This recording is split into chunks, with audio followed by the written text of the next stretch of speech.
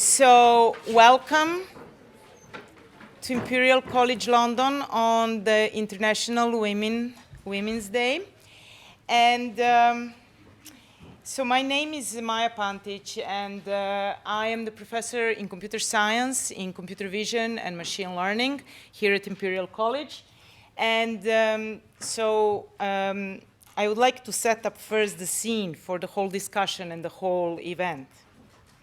So you have probably heard many times by now from different institutions like World Economic Forum or like Uniglobal Union, Forbes, and many different medias here in the country and in other countries, that what we are currently witnessing is called Fourth Industrial Revolution.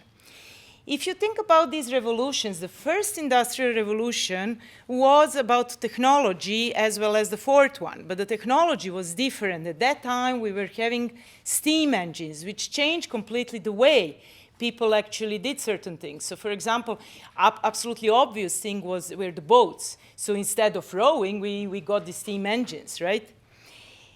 But after that, we have the second industrial revolution. This is about beginning of the 20th century.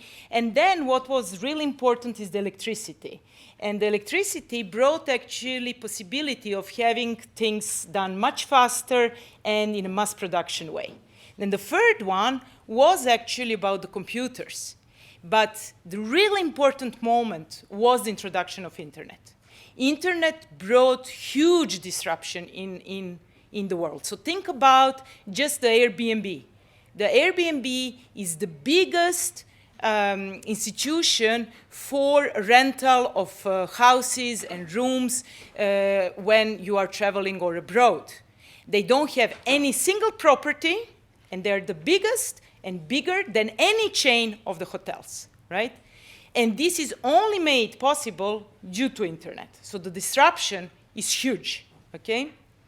And then we are facing this fourth industrial revolution, and in fact, many of us say that it already started. And the fourth industrial revolution is about artificial intelligence. So the artificial intelligence is a set of techniques that we use to do things that would require intelligence if done by man. So in principle, anything what you think about recognizing certain patterns, doing certain data analysis, data mining, machine learning as such, so analyzing huge amounts of data in a smart way and finding patterns in that data, it's actually the core of artificial intelligence. It has been said, though I don't believe this saying, is that 20,000 past years can be processed by artificial intelligence programs in just a week. And this can be done week after week, okay? So the power of artificial intelligence machine learning is incredible. The further thing which is important is that this artificial intelligence and computing will bring a complete different world. The jobs that we know, a lot of jobs that we know now, will disappear in the next 10, 20 years. Jobs that first come in mind are things like truck drivers because of autonomous vehicles, but also things like farming, things like agriculture. Everything can be done with machines, okay? So it is also said, some of the predictions say that in the future, we will actually communicate with the devices based on neural activity only. That's really nice, I like that. And we will control the gadgets in the same way, okay? The very important point is that this future will be about symbiosis and complementary collaboration between robots and humans. And that these these robots will be able to sense our intent automatically, instantly. And this is something which we are working here in Imperial College on these kind of things. And this is based on computer vision and machine learning. And some of the things that we do, my group is doing, is analysis of human behavior, including facial expressions, based on simply recording with a very simple camera, like the webcam on your computer, the faces, then tracking them and reason about various things, like emotions and intentions. You can use this in various applications, and autonomous vehicles are one of those. So we can use this, for example, for detecting the microsleeps or confusion or puzzlement or stress of the driver, right? Intoxication is another one, and so on. So we also use this kind of technology for something completely else, which is the human-robot collaboration. But in this case, we are actually having the AI system that is helping the doctor to make better diagnoses about things such as depression and dementia. And actually, this is really interesting because both depression and dementia have certain markers which are very easily, say, observable from the facial expressions, but are completely not being able, you cannot observe them as a human because they're too subtle, too brief. And we as a human beings cannot do that consciously. So exactly these kind of say, future applications is something which we are looking forward to and which will be our future. So something where we will help the humans to perform their jobs better, okay? So given that what I have said so far, we are facing fourth industrial revolution, most of our environments will be these collaborative environments between robots and humans. And then, judging just by simple statistics, such as this is from 2015, we are having 10 times more jobs in computer science than computer scientists. So just judging by this, it's obvious that the good choice for study is clearly computer science. But the things are not that easy. And we definitely need your help and everybody's help. So let me show you this. This is what are the statistics of intake of students in the top universities in UK. So what you see is that in the best case scenario, you have 25% of female students in UCL, in this case, this is University College London. And this amount just drops, and drops drastically until we have 6% in Cambridge, okay? So you have this on one side. Young women seem not to be that interested in computer science. But at the same time, the jobs that women typically do are things like being a librarian or being a solicitor are also the jobs that will be first automated. So on one side, you have very few women who study computer science, and that's our future. And at the same time, you have more and more jobs which typically give the women entrance to the labor market, which are being automated. So what you have as a result is a huge gender gap. At the same time, what you have is that there are many researchers that say that if you have women in business leadership, where business is academia, industry, and government, you actually have better environments. You have environments which are more honest, which care for equal pay, and which care about mentorship and the next generation. So there are no individualistic thinking, only how much money I get or how much I will be promoted, but how my whole community does, okay? So this is what we need to do. We need, I'm sorry that you don't see it, I don't think you see it, we need to encourage more women to do studies in artificial intelligence and computer science. And this event is exactly about that. So I'm really honored that we have a set of amazing panelists. And we have absolutely wonderful chair, which is Sadia Zahidi of World Economic Forum.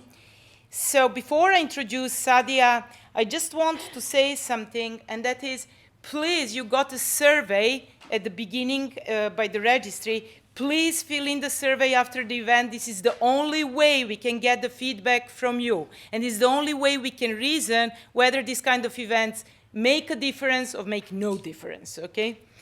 So let me introduce Sadia Zahidi. She is born in Pakistan, and she did her studies in various countries, including University of Geneva, where she did her Bachelor of Science in Economics, and after that she did at Harvard University her Master of Science. And she was like one of the best known people. She was one of the BBC top 100 women in 2013, and she's currently the head of gender education and work in World Economic Forum, and we are really, really honored to have her here. Sadia.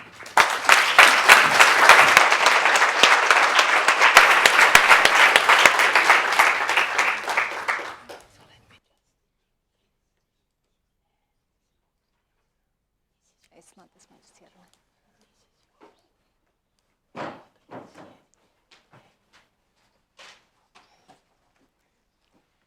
Thank you very much. Thank you, Maya. So when Maya asked me to moderate this event, I was a little taken aback and a little bit terrified because I'm an economist, and as some of you might know, economics is known as the dismal science, and this is about real science. So let's see what I can do. Let me start by asking you a couple of questions. One, how many of you feel confident that whatever your skill set is that you have today, and I know many of you are students and you're still acquiring that skill set, will last you through to the end of your working life? You feel confident, raise your hand.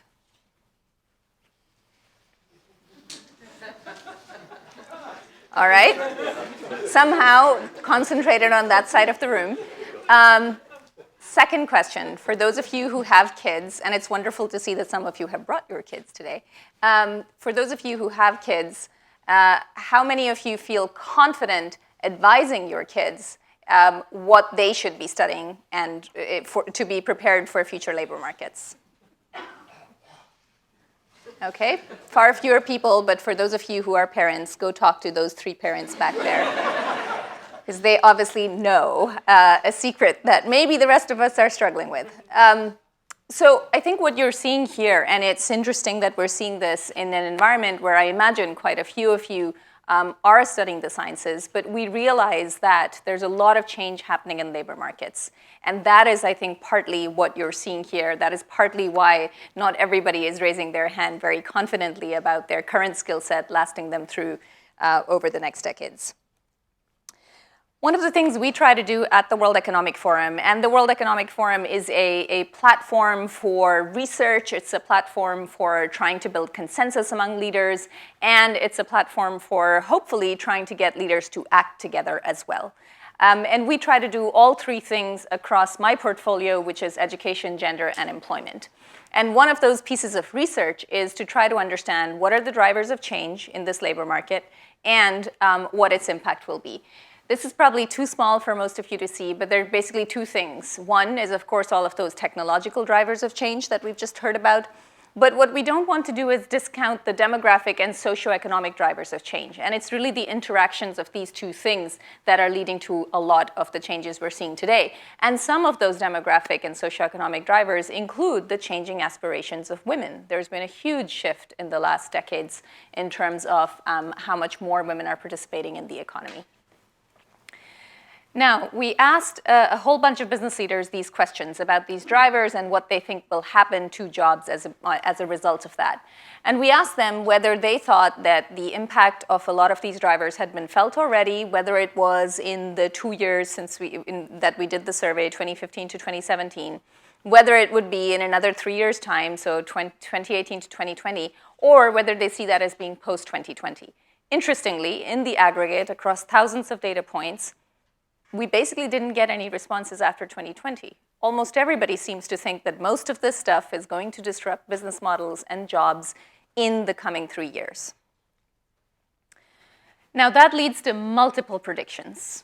One of them is that, hey, there's going to be so much more growth. Technology combined with all of these socioeconomic and demographic changes means that there are going to be lots of growing sectors. So the ICT sector, the education sector, the healthcare sector, the green energy sector, infrastructure, and the growth of certain types of jobs across multiple sectors. Green jobs, STEM and ICT jobs, and new work formats. All of these platforms are going to allow many more people to work than they did before.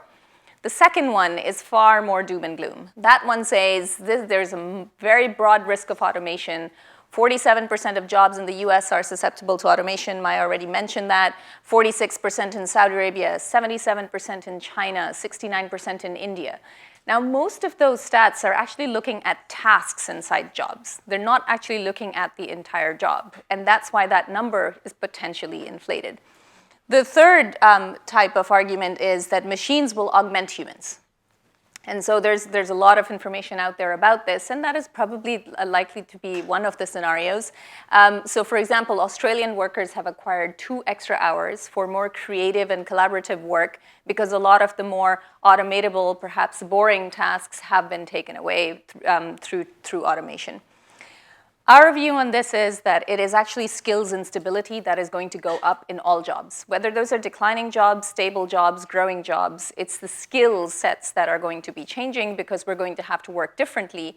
And some combination of these 3 things is going to be occurring depending on which sector and geography you're in. And therefore, what we really need to be preparing for is that skills instability. So a little bit more on that skills instability. We asked the business leaders also to tell us whether they thought, could they assign a number to that skills instability?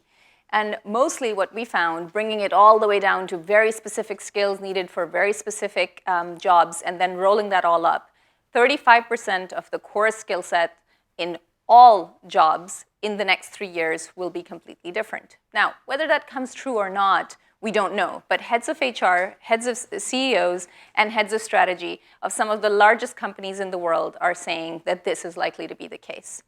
And when we divide that up by industry, 43% in financial services, 27% in media and entertainment at the very bottom. So fairly large range, but quite a lot of change everywhere. Media and entertainment, interestingly, is an industry that has already gone through a lot of change over the last decade, and that's partly why it's got a lower number there. And then those numbers look quite different depending on where you are in the world, 48% in Italy, 31% in Brazil, 19% in the ASEAN region. There's also some, what this data points to also is that there's going to be a greater premium, possibly, on human skills. Now, we don't know if people are saying this because they've run out of stuff on the other end, and they don't know what the other technical skills will be, and so they're answering in this way, or they truly mean this. And that's certainly something to unpack, but what we found is, and we didn't expect this, not in the aggregate of thousands of data points and then just the top 10. We actually didn't expect any change in just the top 10.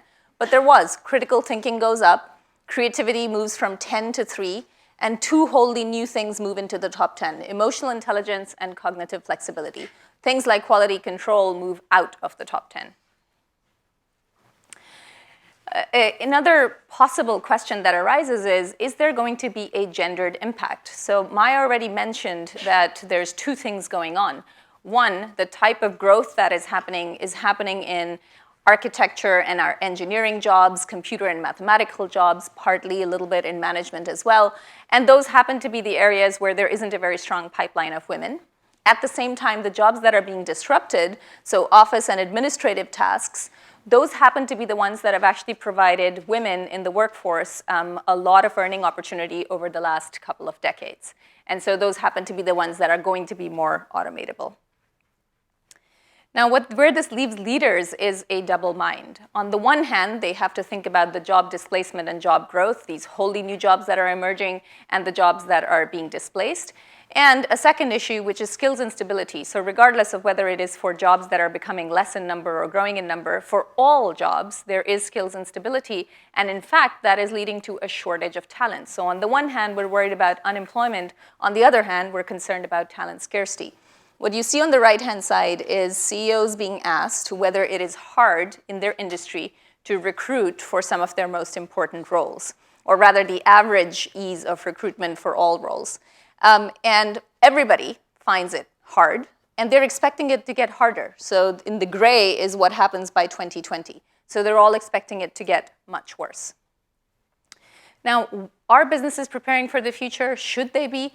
We asked them this question too, and it seems as if there is basically, largely speaking, paralysis. And that paralysis is because 51% say that there's an insufficient understanding of these disruptive changes. It's there, it's in their business models, but it's coming so fast, they don't actually understand what they should be doing. Secondly, resource constraints. Third, pressure from shareholders and short-term profitability issues. And then fourth, the workforce strategy is not aligned to the innovation strategy. They've been thinking about talent in a very different way, and now in this new world, they're going to have to tie those two things much closer together. The existing strategies seem to be invest in reskilling your current employees, so that's good. A lot of companies are doing that, but very few are collaborating with educational institutions. Very few are thinking about offering entrepreneurships, and almost none are thinking about collaborating with other companies to create more efficient ways of reskilling and upskilling and skilling people across an entire industry. So I'll stop there. That is basically what we have found in terms of the future of jobs. And what we'll get to hear today, on the one hand, will, I hope, tell us a lot more about what is happening in some of these fields. Second, we'll talk a little bit about that gender issue. And then third, we'll start talking about solutions. So, thanks.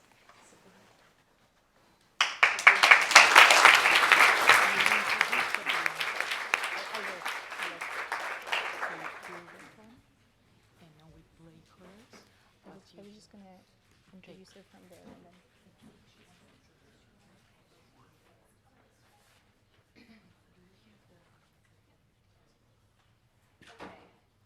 We have an amazing panel here today, and let me try to give you just a quick overview of their titles and organizations. I don't think I could do justice to all of the great work that they're doing, but as we hear their presentations, we're going to hear a lot more about that work is, and then we'll get a chance to talk about it. All right, so we're going to start with Dr. Sabine Howard. Is that how it's pronounced? Okay. Lecturer in robotics, University of Bristol, president and co-founder of RoboHub. Next, we'll move on to Maxine McIntosh, who is co-founder and director of One Health Tech, data science PhD student as well at UCL. Third, we will talk to Dr. Sharon Goldwater at the University of Edinburgh School of Informatics. And finally, Dr. Holly Cummins, at a technical lead at IBM Bluemix Garage, London. All right, Sabine. Great, so hi everyone. I studied computer science, and what I want to get across is that this gives you a toolbox, and with that toolbox you can literally do anything that you want. So I'm a swarm engineer, all right? I'm very interested in things like this. If you look at these birds, they can do beautiful complex behaviors, and I take inspiration from these swarms to engineer solutions for real-world applications. And there's many features I like. For example, you can keep adding birds to the flock continues to fly, so you can scale to huge numbers. If a bird falls from the sky, the whole flock doesn't fall to the ground, so they're very robust. And together they can do more than the individual parts. For example, they're better at avoiding predators. So how do we do this in reality? Well, this is a swarm of flying robots we designed in Switzerland, and this is me behind the camera. And by taking inspiration from nature, we can go do computer simulations of what we think would happen, and then program a robot to do the same thing. So what you're going to see in a second is the GPS trajectory of these robots in the air. You can kind of see the wind, because it pushes them to one side. And it forms a circle. And this is what we had predicted using our computer simulations. And you can't wrap your head around it just by guessing. You actually need to simulate these things. And that was fun. That got me excited. I spent a year in farm fields in Switzerland throwing flying robots. But it was really only 10 robots. And I thought that swarms needed to work in the thousands and the millions, maybe even the trillions. And so I spent 3 years in a laboratory in Boston that made nanoparticles for cancer applications. So nanoparticles are much thinner than the width of your hair, and because of their size, they're interesting vehicles to bring drugs to tumors. All right? So think of them as delivery devices for drugs in tumor environments. So they arrive through the bloodstream, and then they leak out in the tumor. And there's 10 to the power 13 nanoparticles in these tumor environments. So a huge number, and that's the number that got me excited about this area. And the lab where I was made many different types of particles. So you could change their size, you could change their shape. This here is an iron oxide nanoworm.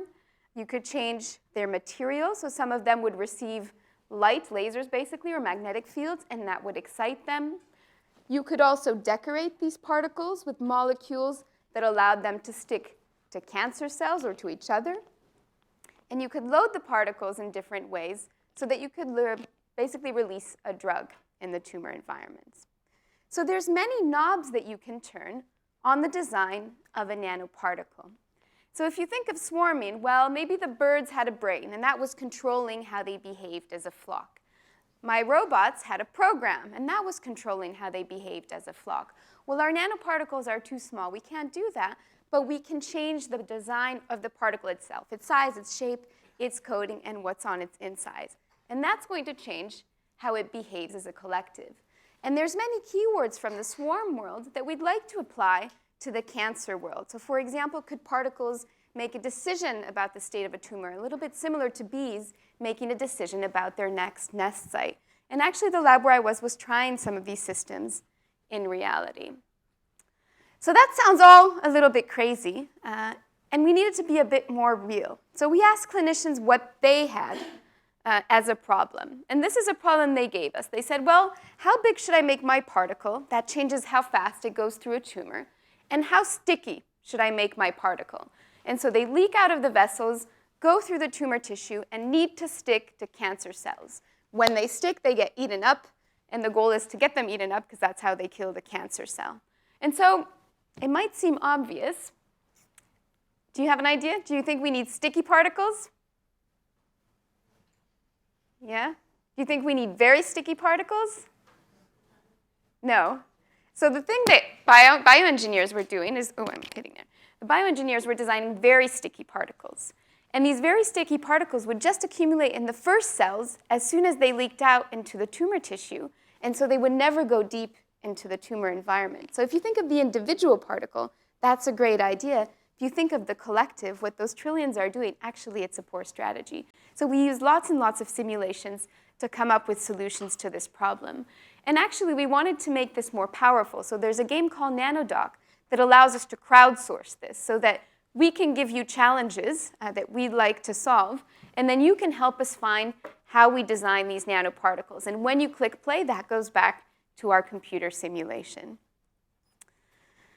Turns out I also play my game to sort of see if we can come up with more swarmy solutions. So you might see ants, when they create trails to your picnic table? You've probably seen that. Well, we took rules that are inspired from what ants do, and we put them on the particles, but we had to simplify them a lot. And so in simulation, this is a trail of particles going from something at the upper left where they're released to something at the bottom right. So this is fun. This is simulation. It really actually has an impact in the bioengineering world to make them think about these problems.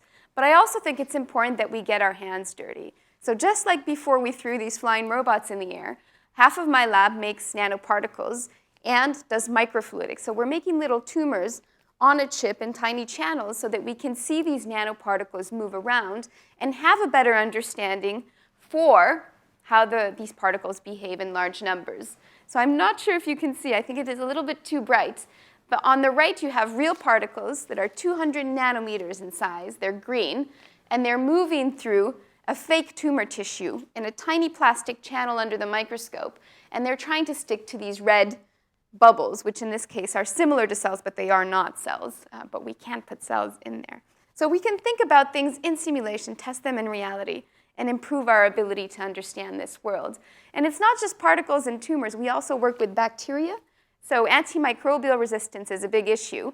And actually understanding how bacteria work in collectives is pretty important. So we're trying to create a swarm arena for these bacteria so that we can disrupt their behavior. And so I went from the robots to the nano world. And actually, looking at these nanoparticles with very, very simple behaviors do cool things like that trail made me think differently about how we should be designing robots that work as swarms. So it turns out we have 1,000 of these coin-sized robots that I have here. Maybe if you want to come at the end of the talk, I'm happy to demo them for you. It turns out they were built by the students based on a design from Harvard, from Radhika Nagpal's lab. So it was 2 weeks of listening to cool French music in the lab. And this is the trail formation. This is with about 100 robots. So we're releasing the robots. They're looking for that other robot in the upper left. This is not a simulation. It's the actual robots. We've sped it up. They don't move this quick. It looks really noisy, right? I actually like the fact that we didn't have to make these robots be very precise. They can move in a very noisy way, a little bit like the particles. And as soon as they find that other robot, bam, you get a trail. And that trail is good at avoiding obstacles. It can find the nearest thing in the environment. So we get lots of behaviors for free using really, really simple rules. So this gives you a flavor of what I work on. Everything in this field is very collaborative. So I need help from, actually my students come from bioengineering, from physics, from engineering mathematics, from computer science, from mechanical engineering and aerospace. We've got a huge breadth of people. And I've been very lucky to have 2 women professors as my supervisors when I was at MIT and Harvard, which is Radhika Nagpal and Sangeeta Bhatia. And I think there's really potential in more of us joining forces. All right, thank you. Thank you.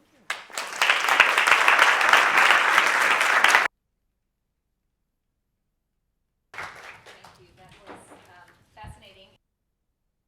Questions right away. But maybe to keep the pace going, we'll continue with the rest of the presentations, and then we'll get to the questions. And we just need a bit of time to switch in between.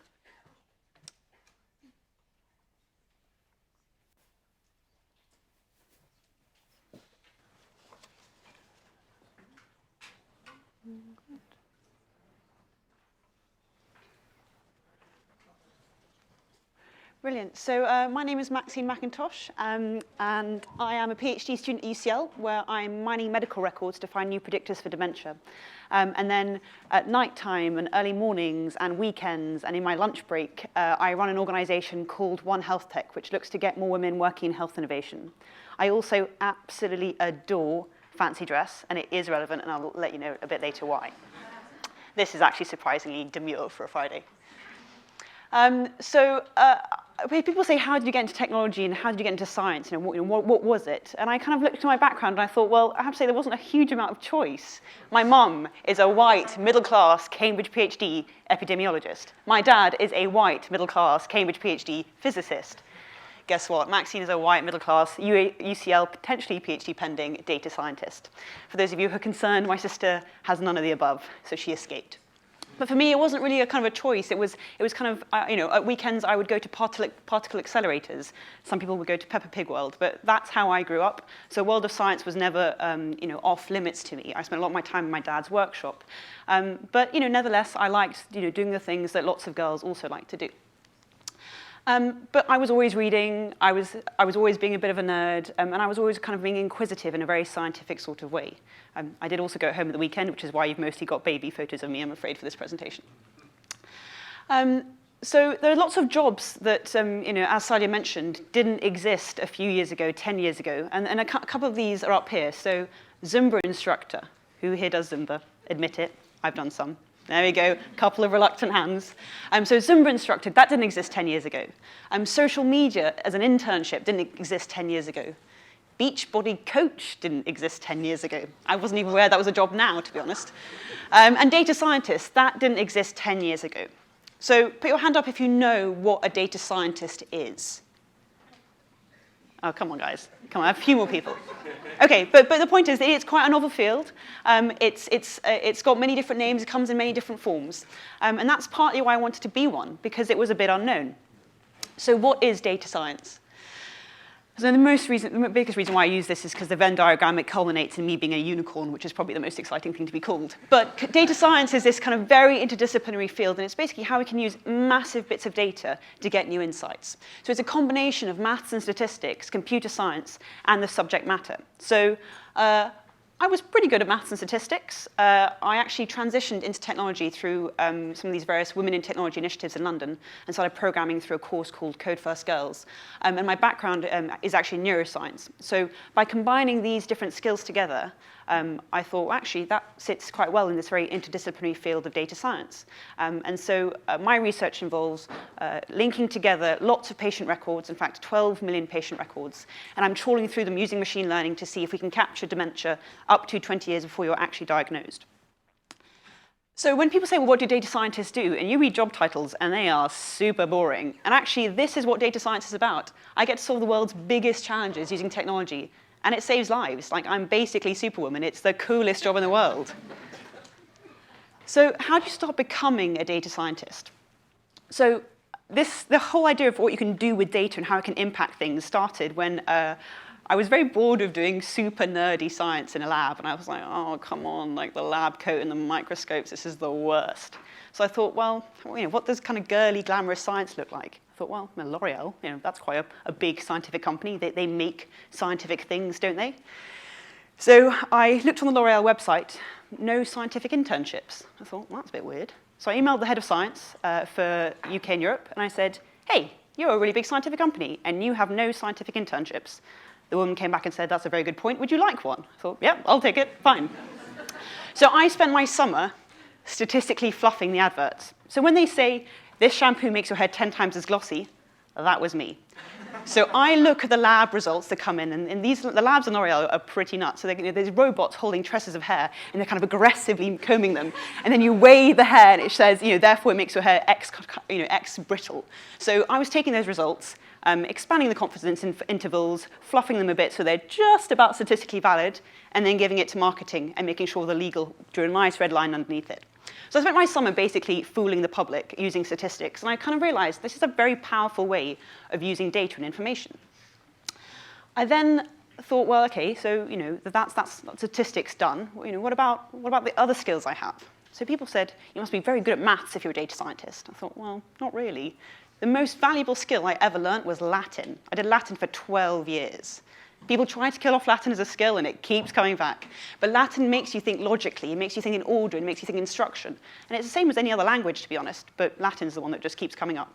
So Latin is very good basically for programming, and that's basically the heart of programming, is how you put things together, how you write instructions, how you follow rules. The last thing is creative thinking. I love just getting involved in fancy dress. When I'm having a really bad day at work, people go for coffees, people go for a walk. I run up to Camden, go to those warehouses, put on fancy dress for an hour, come back, and I'm completely rejuvenated. And that, for me, is my creative outlet. Yeah, some people go for coffees. And as a result, you get to create incredible things like this. So this is, to most people, just 3 blobs kind of connected. And this is one of the most impactful papers that's come out of the field of data science and biology. This has come out of Mount Sinai. And basically what this shows is that we have not understood type 2 diabetes. This shows that type 2 diabetes is actually type 2 diabetes in 3 separate forms. So what's the impact of that? It means that we're not treating type 2 diabetes correctly. And actually, there's a type 2 subtype 1, type 2 subtype 2, type 2 subtype 3. Which is very important when it comes to actually managing people's health correctly. We're not fundamentally understanding diseases. And papers like this that use machine learning and use data science to have a look at it basically make us realize that our fundamental understanding of science isn't completely correct. So I couldn't work out what I wanted to study. I was desperate to do Islamic studies or PPE, but the dinner table was mostly science coming at me. I became very disillusioned with science, so then I read a health economics master's at the LSE, which again, enormously eye-opening, being such a different discipline to neuroscience. And then I moved into data science. And then I started merging together kind of the health and technology world, and you know what? I just really adore the space of health technology and digital health. It is so exciting, so I spent a lot of my time exploring different organizations, getting stuck into projects. So we say digital health and health tech. What does that really mean? So we have a kind of an us and them. We say this is health, and then this is health tech, or this is digital health. And actually, the two are quite overlapping and complementary. The digital health and health technology is the future of healthcare. It's not us and them. We're all heading that way.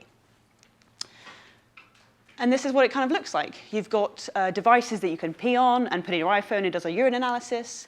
You've got contact lenses that are glucometers. You've got, what else we've got up there? You've got blood pressure cuffs that's linked to your iPhone. And all of this still is quite kind of trinkety and gimmicky. But the point is that healthcare is increasingly becoming digital. And the really important factor about this is that you can do this from a lot of the comfort of your own home. You don't have to go to a doctor. And that's very important for people who live out in rural areas, for people who can't access hospitals. Quality isn't great, but what does this show you? I know it's a really rare sight, so just kind of have a look. What does this actually show you? Q. Okay, we've got Q. That's one thing. Someone shout it out, come on. Men queuing for the toilet. I know, you never see it. So this is a queue for the men's loos. And for me, this is quite a good metric about how diverse a technology conference is. So this was a conference called Deep Learning in Health Technology. And the queue for the men's loos went around the corner, barren in the women's toilets. And for me, I thought I was really sad. So on one hand, I thought, fantastic, no queue. On the other hand, I thought, well, actually, we've got this problem because only about 10% of the attendees here are women. So why does the future of healthcare have a problem? And so why did I decide to set up this network called One Health Tech? So the NHS is 77% female. So when I say I run a women's group in healthcare, people are like, Maxine, that is the most superfluous group that could possibly exist when you've got 77% of women in the NHS. But this is quite a misleading number because when you start to go down to the administrative task, 80% of admin in the NHS are female. Less than 25% of medical directors in the NHS are female.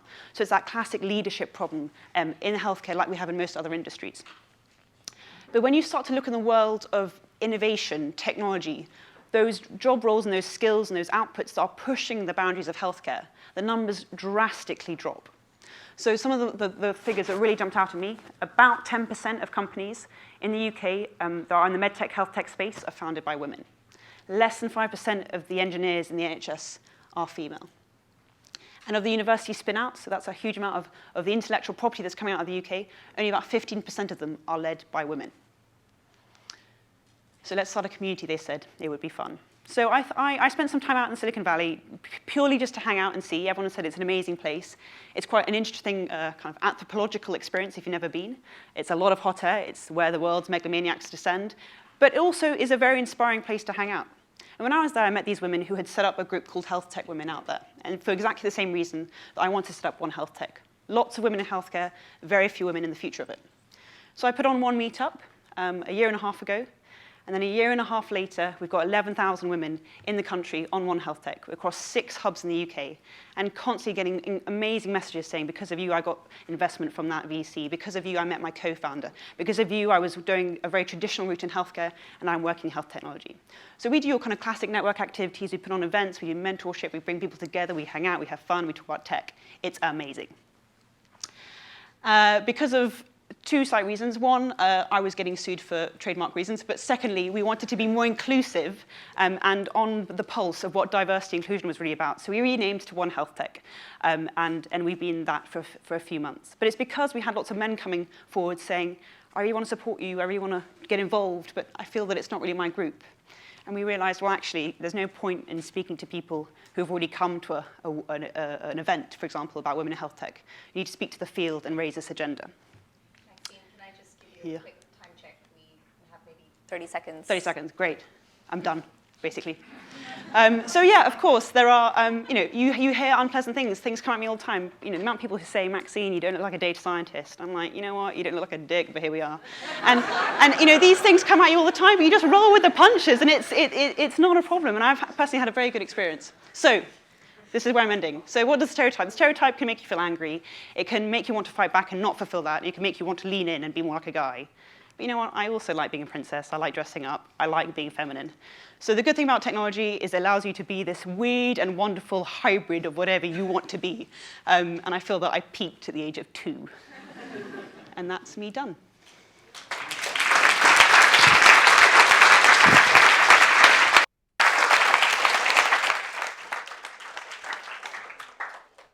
very much. I was a little quick with my intros right in the beginning, so let me just reintroduce Dr. Sharon Goldwater, who is a reader in the Institute for Language, Cognition, and Computation at the University of Edinburgh.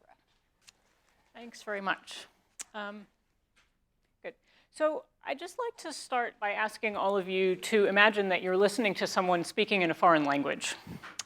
You can't understand the words.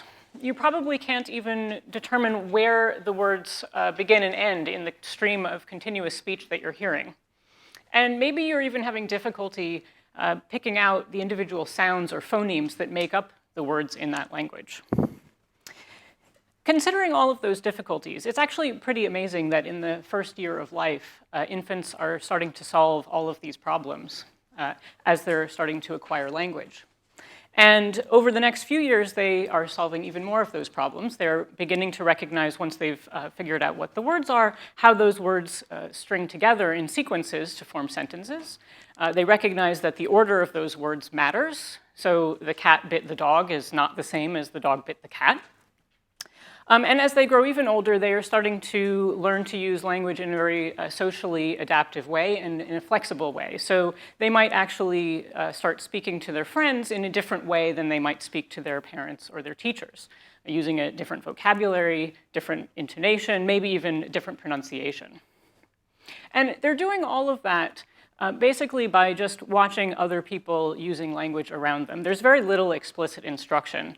And in fact, most of language learning occurs in this kind of example-based way. Hearing the sounds of speech and seeing people, seeing the objects that are in the environment, the actions that are going on, and maybe some gestures as well. Now, let's think about how that compares to computer systems that are using language. Probably all of us are familiar with many of these different kinds of language technologies. They've really made a huge impact in the last 5 to 10 years with great improvements.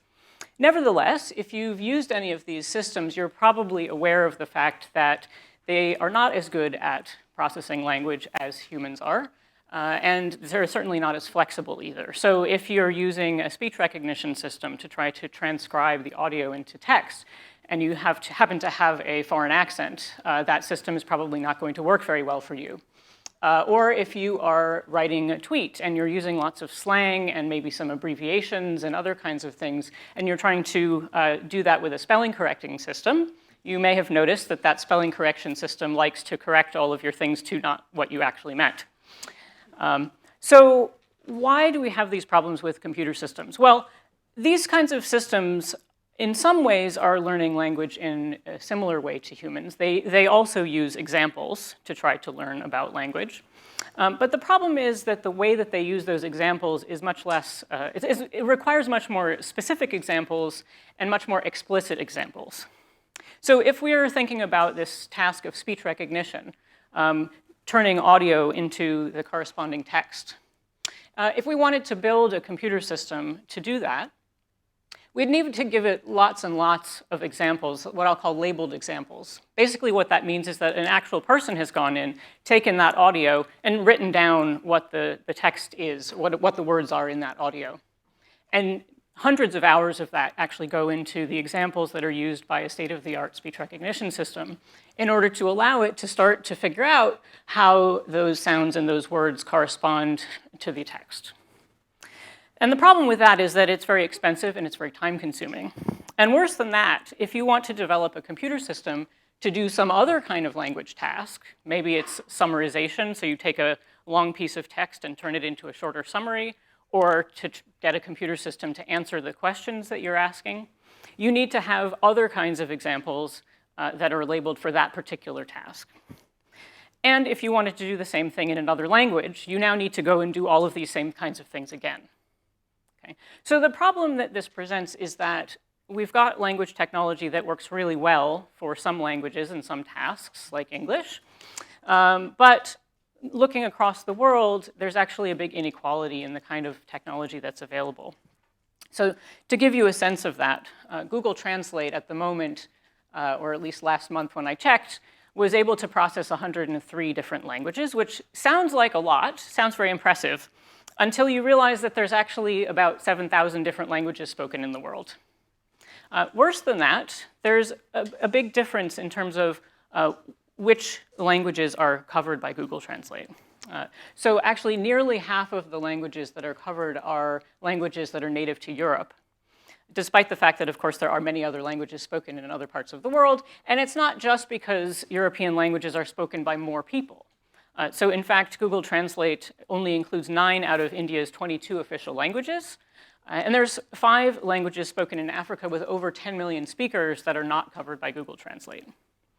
So this problem of the way that we have to train these systems at the moment is leading to all of this inequality. And it's a big motivation for the work that I do, which is basically thinking about ways that we can build computer systems that deal with language without having to provide such explicit training examples as a way of reducing the amount of time and effort involved and hopefully building more universal language technology. So that work really is sort of, I mean, there's been this kind of theme here of interdisciplinary work, and my work is no exception. I am thinking about how humans are learning language. I kind of try and take inspiration from what we know about human language learning and bring that into systems for, computer systems for processing language. At the same time, by building those computer systems, I'm essentially trying to reverse engineer the human language learning faculty and hopefully try and learn more about how humans are processing language in that process. So this involves some training that I've had in computer science, but I've also had training in linguistics and in cognitive science. And in the last few minutes, I just want to kind of give you a little bit of a sense of how I got into this field. So I don't have a lot of time, but I am going to start quite a while ago, age 11. To try and give you a sense of just sort of a little bit of my personality and I think some of the traits that kind of led me in this direction. So when I was 11, I was just finishing up primary school, and one of the things we had to do as we were finishing was to write a little essay about what we wanted to do when we grew up.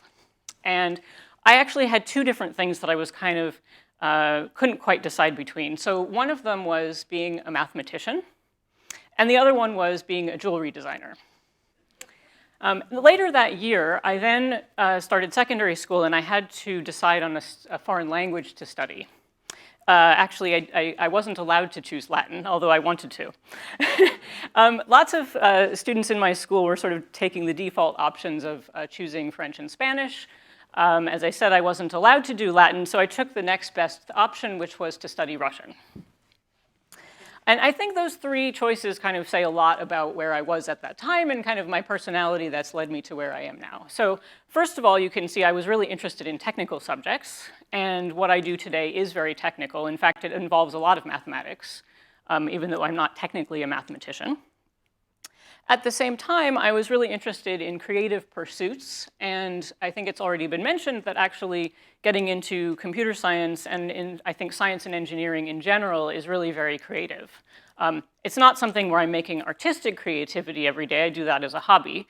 But I do spend a lot of time trying to think about new ideas and coming up with creative ways to solve problems. And finally, I think this choice of Russian as a foreign language also says a lot about me in the sense that I was kind of very willing to follow language as an intellectual challenge and take that challenging route, even if it meant sort of going a little bit off the beaten path. And I think, again, that's something that I've kind of continued since then. How did I get from there to where I am now? Well, I think there were, in addition to these sort of personality traits, a lot of lucky influences that happened, accidents that happened to me. So one of those was that when I was in high school, actually, I had the opportunity to take a computer programming course in my high school. And that was not something that I think most people at that time would have the opportunity to do, and even now is not necessarily available to everyone. But I do think it was really helpful for me because it allowed me to, first of all, recognize that I was actually good at that, and also that I enjoyed it. And if you don't have that opportunity in high school, the great thing about what's going on now is that there are a lot of opportunities outside of school. So there's a lot of cities now that have clubs where you can go and sort of try your hand at programming and see if it's something that you enjoy. Something else that happened to me in high school, my parents were very supportive in general of all of the different interests that I had, and they used to give me books sometimes about things that they thought I might be interested in. And my dad gave me this book called The Language Instinct. And that was really fantastic because that was something that made me realize that language is something that people study as a scientific subject. And it was also just a really fascinating book. So what that meant is that when I went to university and I saw that there were classes that I could take in linguistics, I took up those classes. And at the time, I kind of thought that linguistics was maybe sort of a side interest. I was still mainly focused on the technical side in math and computer science. But I think the third really lucky thing that happened to me was that the university that I went to, Brown University, at the time actually had 2 professors who were studying and researching in the field of natural language processing, which is the field that I'm actually in right now. I didn't know that that field existed when I started university, but as soon as I found out, I went to one of those professors in my 3rd year and I said, hey, do you have anything I can do and work with you somehow? And so I ended up doing a research internship with him, which ended up in a published paper. And I'm not going to say that from there to where I am today is a completely straight line. There certainly have been some zigs and zags along the way. But I do think that, by the time I was out of university, I sort of had figured out that this combination of language and computing was kind of what I wanted to do. And so about 10 years after that, obviously there's things in between like PhDs and so forth. But I was at that point, 10 years later, that was when I got my lectureship at the University of Edinburgh, which is where I am today.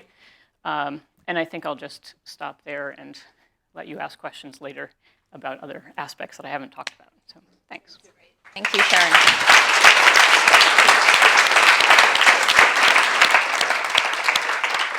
Okay, and let me invite up our last speaker, Dr. Holly Cummins, who is the technical lead at IBM Blue Mix Garage, London. Thank you. So, click. Excellent. It's always a good start. So as Sadia mentioned, my name is Holly Cummins. I work for IBM, and I work for a part of IBM called the Blue Mix Garage. And then the natural question is, what is a Blue Mix Garage? So the first clue is it's not actually a garage. We're a part of IBM, and we're really focused on using technology to help businesses innovate in order to solve their business problems. So it's a great job. Another way of phrasing it is that I get to make stuff for people all day, which is really cool. And that's really because I've always loved making stuff. So this is me with my cuddly toys when I was very small. And I decided that they didn't have enough excitement in their life. And what they needed was some zip wires and a hotel. And so I sort of ended up setting these complex fairgrounds for my cuddly toys so that they could have, a bit more excitement. Moving on, I debated about putting this in, because the observant will notice that there's no computers in this picture, and it's just clay. But I think that the skills that you use for something like this are actually really similar to the skills that you use for computer engineering and for a lot of the other engineering disciplines. It's about making stuff and figuring out how to go from what you have to what you want, which in my case was a dragon and a princess. Moving on, I did a physics degree for my undergrad, and for my final year dissertation, I did a chaotic double pendulum. So you can see this is really interesting because a pendulum is one of the most simple systems you can study. Probably everybody above a certain age who's done a certain amount of science in school will have studied the equations for a pendulum because it's so predictable. It goes tick-tock, tick-tock, tick-tock, tick. As soon as you add another pendulum to the first pendulum, it becomes an example of what's known as chaos. And that means that no matter how much math you throw at the system, you actually can't predict what it's going to do in any way. You can say it's going to do stuff, but you can't actually say anything more than that, which is really interesting because it shows the limits of what we can do, because we feel like we really understand the world. Whereas with a chaotic double pendulum, what we can understand is that actually we have no way of understanding it. So it's always good to know your limitations. I moved on from a physics undergrad to a quantum computation PhD. So this is some of the work that I did. This makes me exciting because it was a paper that I wrote. But at some point, I came to the end of that road, and I needed to get a real job that would pay me money so that I didn't have to continue leeching off my parents. So I considered various options. But really, when thinking about finding a job, there's a couple of things to consider. One is what you like doing, but the other is what's wrong with the world? What problems does the world need solving? Because we've talked a lot about how some of the things that we think are interesting to do, they're actually going to be disrupted and they're going to go away. But we're going to have new problems. And so when we think about where should I go, what skills should I acquire, we should acquire the skills that allow us to solve the new problems. Carrying on from that, there's an argument that almost all of the problems that the world has today are actually technology problems. This is, my mum sends me clippings, and this is actually from 2013, but I was reading it last week, so to me it's new news. And what it's saying is that in a modern economy, investments in computers and software and these other ICT things give you such great benefits because they're the drivers of innovation in the businesses that do them. So money put into computer science has such a big impact, not just because you have more computers, but because it allows you to solve a whole bunch of other problems in ways that you didn't have the ability to solve them already.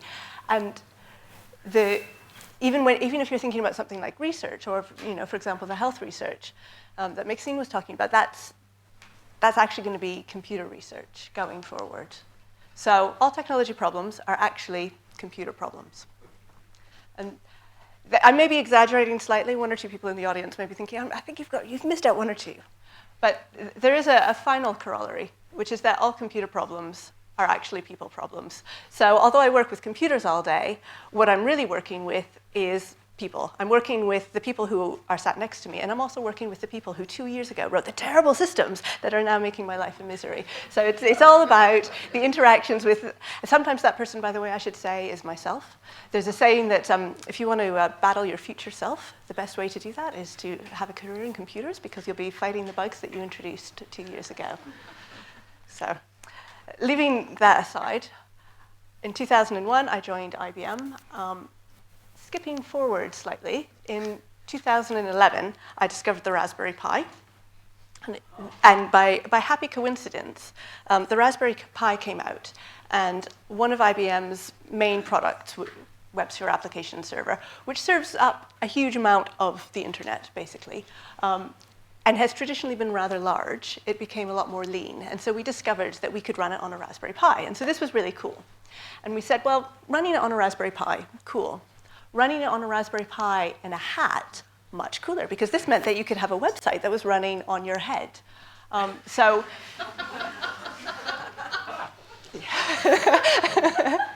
every time I tell my mum what I do, she looks at me and she says, why did you do that? So here is me with the website that's behind me is being served from a computer running in my hat. But I decided that a hat was kind of nice, but it wasn't very interactive, was it? So I decided I needed to make something that I could throw around the room instead. It turns out that there's a reason that you don't put computers inside balls and throw them around the room. So I had some reliability issues. But I did make the world's first cuddly throwable application server. It's also the world's last cuddly throwable application server, again, for the reasons that I mentioned before. But there it is, very blurry because it is actually flying through the room. There it is again. As you can see, it's got some good height. And somewhere at the front of the room, there's a website being served as it flies through the air. So I like playing, as you can see, but since IBM pay me, I do have to do things that are useful as well. So this is a project that we did in the garage last year. And we talked already a bit about the ways in which computers can change lives. And I love this story because it's so life-changing. So Simon Wheatcroft is legally blind, but he runs ultramarathons. And an ultramarathon is when you run a marathon and then you keep going and you keep going, and about 5 marathons later you stop. So he wanted to do this. I mean, that's hard for anybody to do, and he wanted to do it blind, which is extra, extra hard. So we said, well, can technology help him? Can we have an app that will tell him where to go left, when to go right, and allow him to navigate this course? So we wrote an app for him that allowed him to run 5 marathons through the Saharan desert. So it was very interesting technically, but the best thing was when he came back and he told us how his experience of using the app had been. And he said it was the first time that he had competed without having someone to guide him, and he'd had this independence that the rest of us take for granted. And he came back and he said, as he was running through the desert, he was crying, and which I thought was completely understandable, because if I was running through a desert, I'd be crying. But it was tears of joy. So that was incredible to hear about. This is another project that we're doing right now. So this is a different kind of impact. But in retail, one of the main tasks that you have to do is you have to keep track of your inventory. Have you got as much as you think you have? If not, why not? What's happening? Stock checking is generally boring. Often it can be automated, so you can use things like putting RFID tags to make sure that, and then you just sort of wave a scanner at it and it knows how much you have. Some things don't really work so well for that kind of automation. And here we have fish, which is particularly unsuitable for RFID tags because, well, first of all, you can't staple an RFID tag to a fish, and even if you tried, it would swim away. And even if you got that far, I don't think they work well with water. So it's completely unsuitable for the existing techniques. But trying to take stock check of fish is really boring, and it's really expensive. So there's this sort of double loss. So a client came to us and said, can you help with this? Is this something that a computer can help with? And we thought about it, and at first we said, oh no, that's much too hard. And then we thought about it some more, and we said, oh, actually, no, we can do this. So my current job, what I came from before I came here, was that I was teaching a computer to count fish. Which I think means basically that I have a really cool job because I get to teach a computer to count fish. So here's how it looks. You can see what we do is we divide the image up into a grid, and then within each grid we can sort of get an idea how many fish are on that grid, and that makes the problem tractable. But more generally, there's so many problems in the world, but so many of them we can solve. So we can do things like pill bottles that light up when it's time to take the medicine to help people who maybe don't really remember whether they've taken their medicine. We can have factories that know what's happening inside them.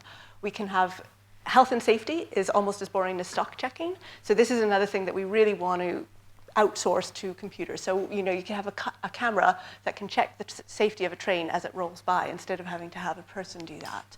You can have cars that figure out from how they behave on the road how the next generation of cars should be built, and they can feed that back to the factory. And this is sort of a more general thing, but we're all accustomed to the idea of a microscope. So a microscope helps us understand things that we couldn't normally understand because they're too small. A macroscope helps us understand things that we couldn't understand because they're too big. So the world as a whole, we can have a bit of an idea of, but really it's not an understandable thing. But when we apply these sort of big data techniques, we can then get an understanding from something that had been completely mysterious to us before. So it's a really wonderful opportunity, I think, for all of us. So, thank you.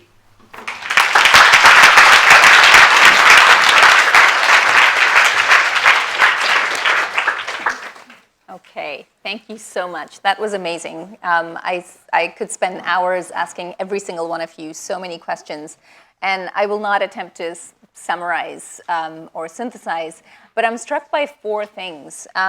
One, of course, how interdisciplinary all of your work is, and one of you said that already, but it really stands out. A second aspect is just how creative all of this is, right? So again, you pointed out that there is a blend between the creative aspects of things that you wanted to do as children and that has moved into your working life.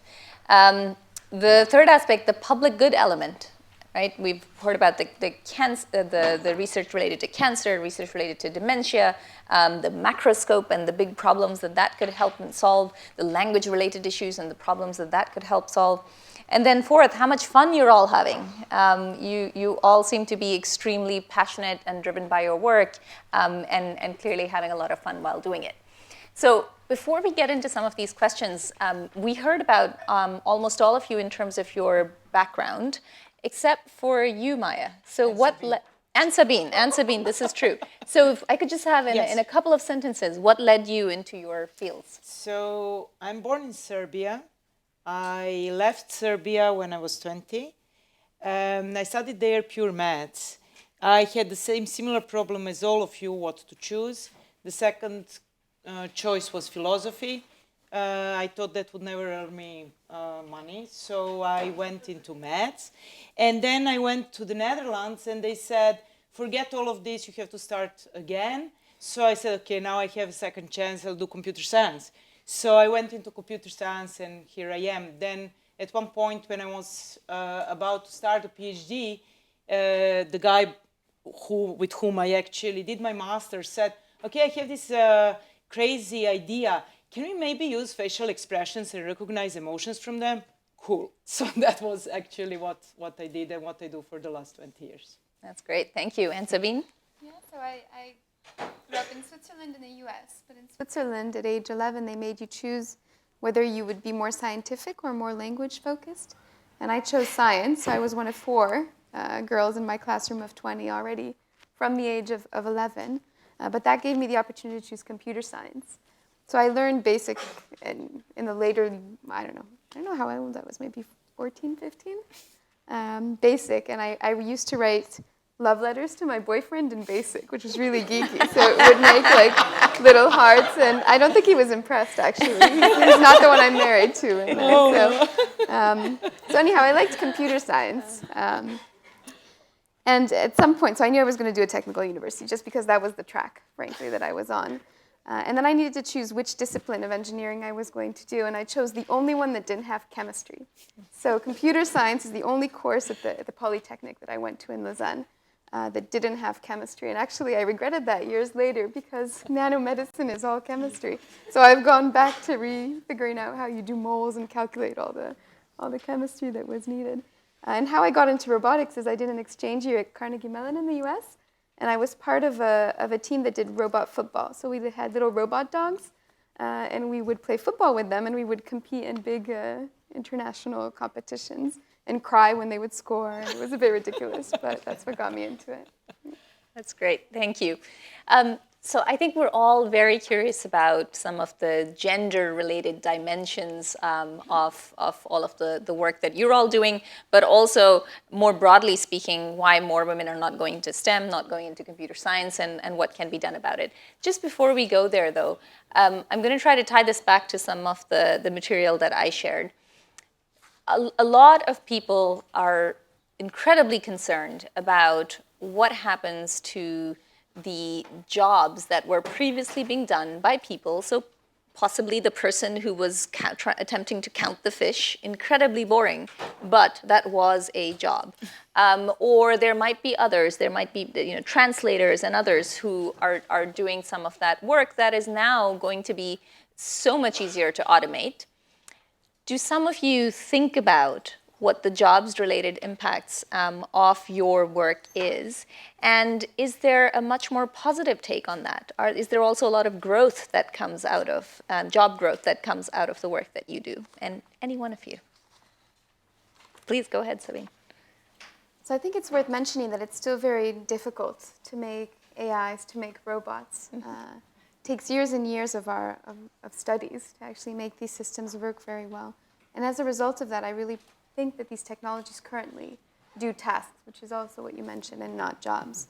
And so what I'd rather we frame this discussion as is what kind of helpers do people need?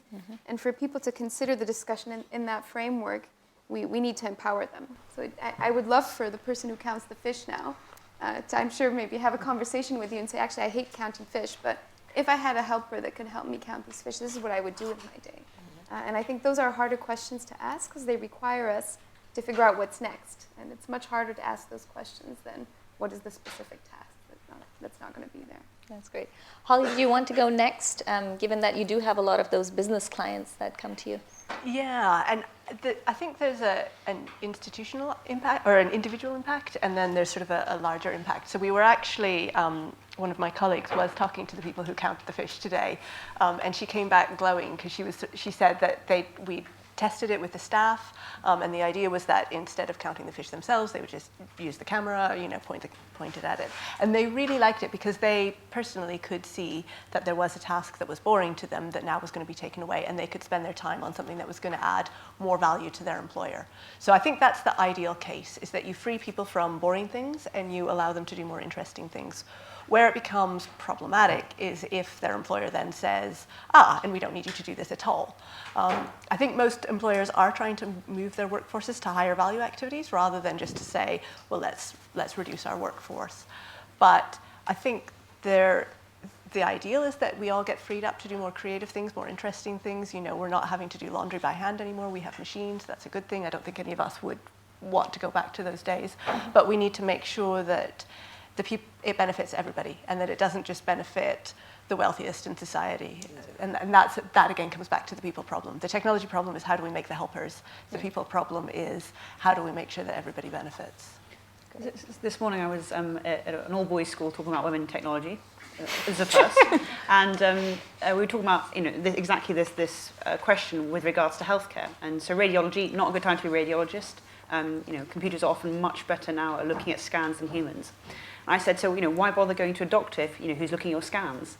And this very sweet boy says, well, a computer's not very good at holding my hand, which was very sweet and earnest. But it made a very good point about the fact that healthcare, you've got to have that touch, you've got to have that human aspect. It's when you're kind of in your most vulnerable.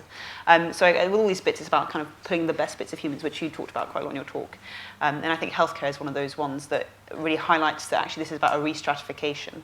So I don't think it's a problem that jobs are changing. It's a matter of where training and workforce re-stratification can happen in time that's still makes a balanced society. So can we get more nurses and fewer doctors without having huge problems in the healthcare workforce?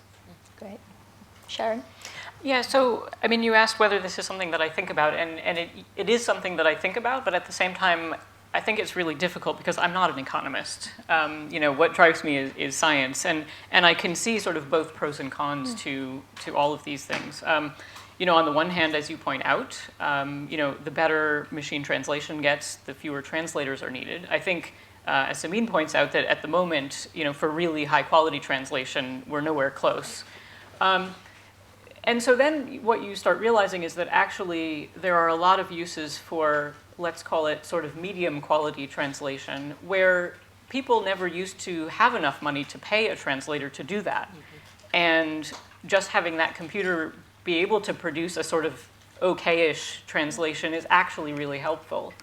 I mean, even, in my case, I had an email that was sent to me from a Japanese, I was trying to order something from Japan, and I got this email in Japanese, and I just thought, and interestingly, actually, when I first was trying to use Google Translate about 2 years ago to translate it, it didn't work at all, and I had to go to a colleague and ask. And I recently looked at that email again, and I was able to, Google Translate has gotten better in the meantime, and I was actually like, okay, actually this is starting to get to the point where I could actually figure out what's going on. And in terms of other sort of language technology, I think also we need to realize that there are, a lot of people in other parts of the world that could benefit from any language technology at all. I mean, one of the, sort of potential use cases for the kind of speech technology that we have here is if you think about parts of the world where there's still a lot of illiteracy, and there's many different languages that people are speaking, and if you're illiterate but there's maybe some radio or other recording with information that you need to obtain, maybe even health information, could you call up on a mobile phone, which lots of people have now, and maybe speak a query to that phone and have it give you that information? So I think it's something that could potentially be putting some people out of work, but meanwhile empowering lots of other people. And because I'm not an economist, it's hard for me to know how these two things balance off against each other. That's great. Good to hear those views. There was an article, I think, yesterday or the day before, and I've forgotten which of the media organizations it was, but basically they had to put out a correction because a robo-journalist had written a news story about an earthquake, and that earthquake had actually happened in 1922. And that was simply because, the machine had been given a certain set of codes and had been asked to do a certain set of tasks, and somehow it had picked up this story and was reporting an almost a century-old earthquake. And so, of course, there are still a lot of things that have to be learned. Of course, it probably made a lot of journalists very happy, and that is probably why they all reported on that news quite a bit. So there's obviously a very strong link between, and Maya had already mentioned, that businesses perform better if they are more diverse.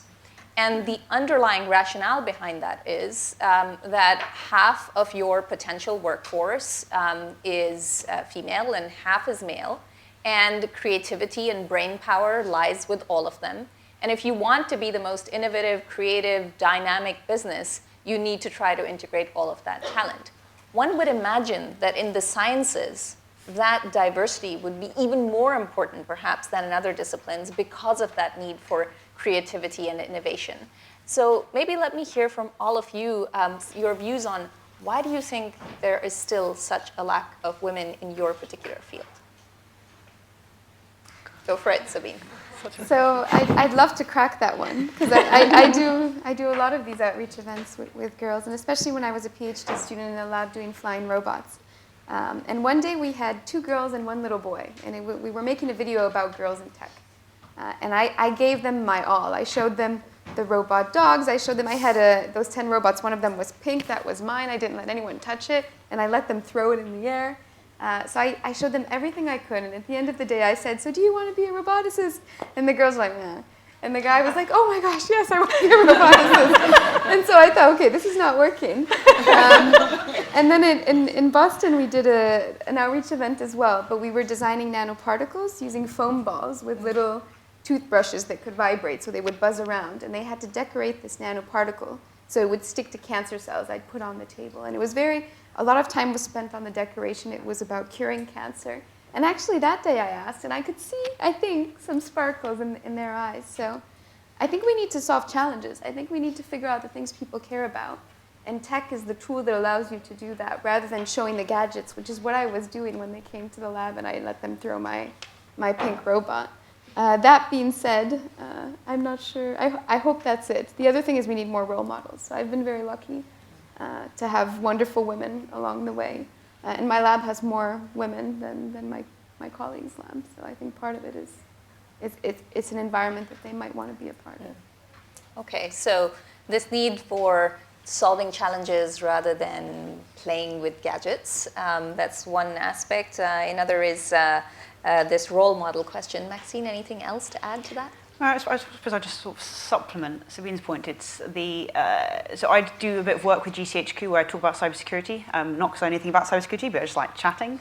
And I was kind of talking a lot about it, and just I wasn't getting feedback a bit like you. These girls were saying, well, yeah, cyber's all right, but not that interested. And then I started using health as a hook, saying, well, gosh, imagine if we were able to, find out, that David Cameron had STDs by hacking into his electronic medical record. We started, using these kind of health hooks. And then before you knew it, they were talking loads about cybersecurity. And, but you'd couched it within a real problem. Maybe David Cameron's STD profile isn't a real problem, but, within health. So I think that a big thing is marketing, and I get so annoyed by data science jobs, and I alluded to it before. There was a really interesting study where this company trawled through 150,000 AI jobs, and it was discussing them as kind of, are you a ruthless coder, are you a ninja programmer? Those terms aren't particularly helpful for attracting women. And actually it really is about solving really big problems using technology. So I think there's very much a marketing thing, which can start right at a very young age. Sharon? Yeah, I guess I would agree with many of those points. At the same time, I was actually saying to Maxine earlier that in some ways I feel like I'm not the right person to ask, because actually, I really was excited about math and about the technical aspects. So, but I realized that that's not true for all girls. So, I think, maybe the answer is that we need a broad approach, because there are going to be some girls who just do get excited about the really geeky stuff. Mm-hmm. And there's other ones who, have other kinds of interests where, you can sort of point out that, if you're interested in health, or if you're interested in language, or if you're interested in birds, that all of these things are things that you can kind of study through computation, because I do think that there is, as you said, there is this kind of marketing problem where people kind of think that, you know, working with computers and computer science is kind of, it's about computers, when actually it's not about computers. In fact, I often say I'm a computer scientist and I don't like computers. I like to do things, I like to make things, I like to solve problems, and I like to use computers to do all of those things. Right. So really neutralizing it as a tool, as a pathway to all kinds of other things that people could be doing. Holly, more to add? Yeah, like Sharon, I think we need a two-pronged approach. So one is to try and challenge this perception that, you know, the popular perception of the computer programmer as someone, you know, solitary and a bit smelly and, you know, 100% male. And because, you know, that's not how it is and that's not how it should be. But then I think that we also don't want to go too far the other way and say, well, we know you don't like hard things because you're a girl, but look, we talk to people as well, because I think that then creates its own stereotype, and in a way that can reinforce it by saying it's not really about computers, it's about problems, and so that will appeal to you, because that's definitely true for some girls, but like Sharon, some girls will, you know, are going to be into the hardcore techie, and we need to say, yeah, that's okay, and here's your role model for that as well. Maya?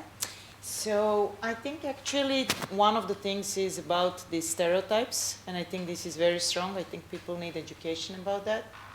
I have heard a lot of parents saying to me that there are teachers in schools who actually say also to girls, if you want to do computer science or robotics, you need to be very good in maths. Are you really good in maths? And this question, are you really good in maths, is so demoralizing. So it is very important that we educate everybody all the time. There are no stereotypes. You will see that even from the year of 6 or 7 of age, you have these kind of things. What do you like? You like fairy tales? What are our fairy tales? 90% of the fairy tales, females, are princesses who got married to princes. And they do nothing in life. So this is... Which is totally okay for feminism. But this is That's okay too. feminism or not feminism, this is just the fact, you know. So it is very important to be aware of this fact, because I think that we can change that. You don't have to be a princess. You can also be an astrophysicist or computer scientist. And it's exciting, and it has nothing to do with how much, you know, who other people are around you, or what others say.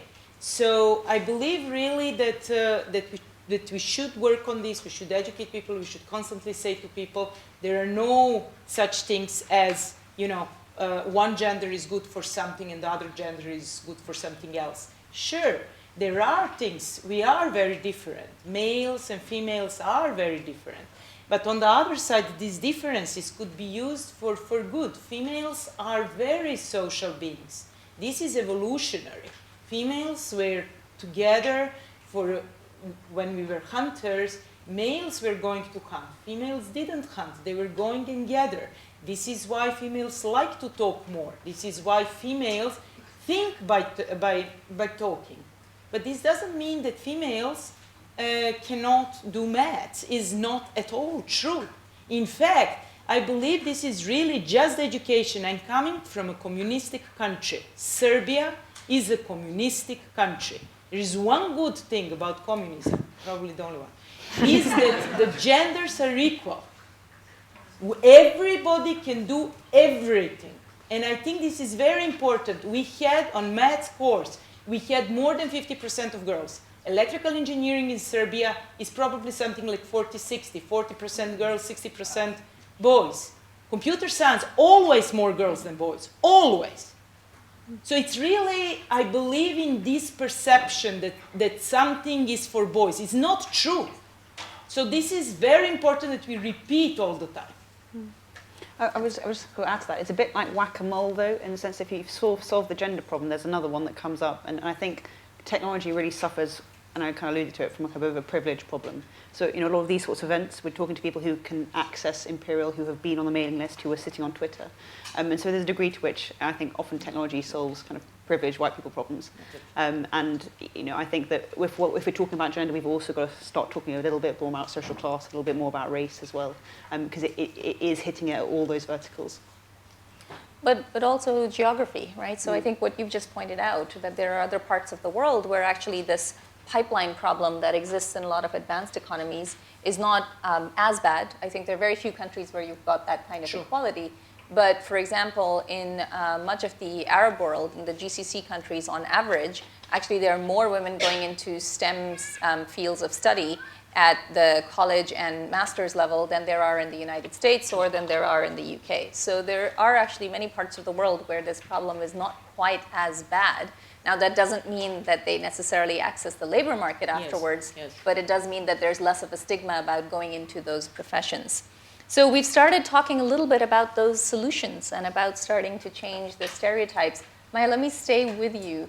And if you had to, there are obviously no silver bullets in this, but if you had to pick the one thing that you would really suggest is the area or the policy with which to drive change in getting more women into STEM and computer science specifically, I what would that believe be? this education is very important. We really have to educate all the time. Everybody, including the teachers in the primary schools. So we really have to tell them that they should not put this kind of stigma themselves, right?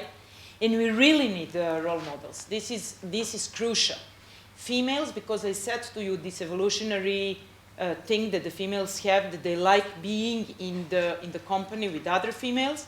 It's very important for all females to have some other females around them. So if they have an environment in which there are other females, they're more likely to go to this environment. If they know that the environment is only, what they would do there? First of all, most of females think, okay, this is boring, I'm gone out of this. So I think the role models and constant education. This is what I believe is important. Okay, role models and education. I'm going to pose the same question and maybe start the other way around. Holly? Oh gosh, I was afraid you were going to ask me. The honest answer is, as Sabine said, I don't know. I wish I knew, and I really don't. Sharon?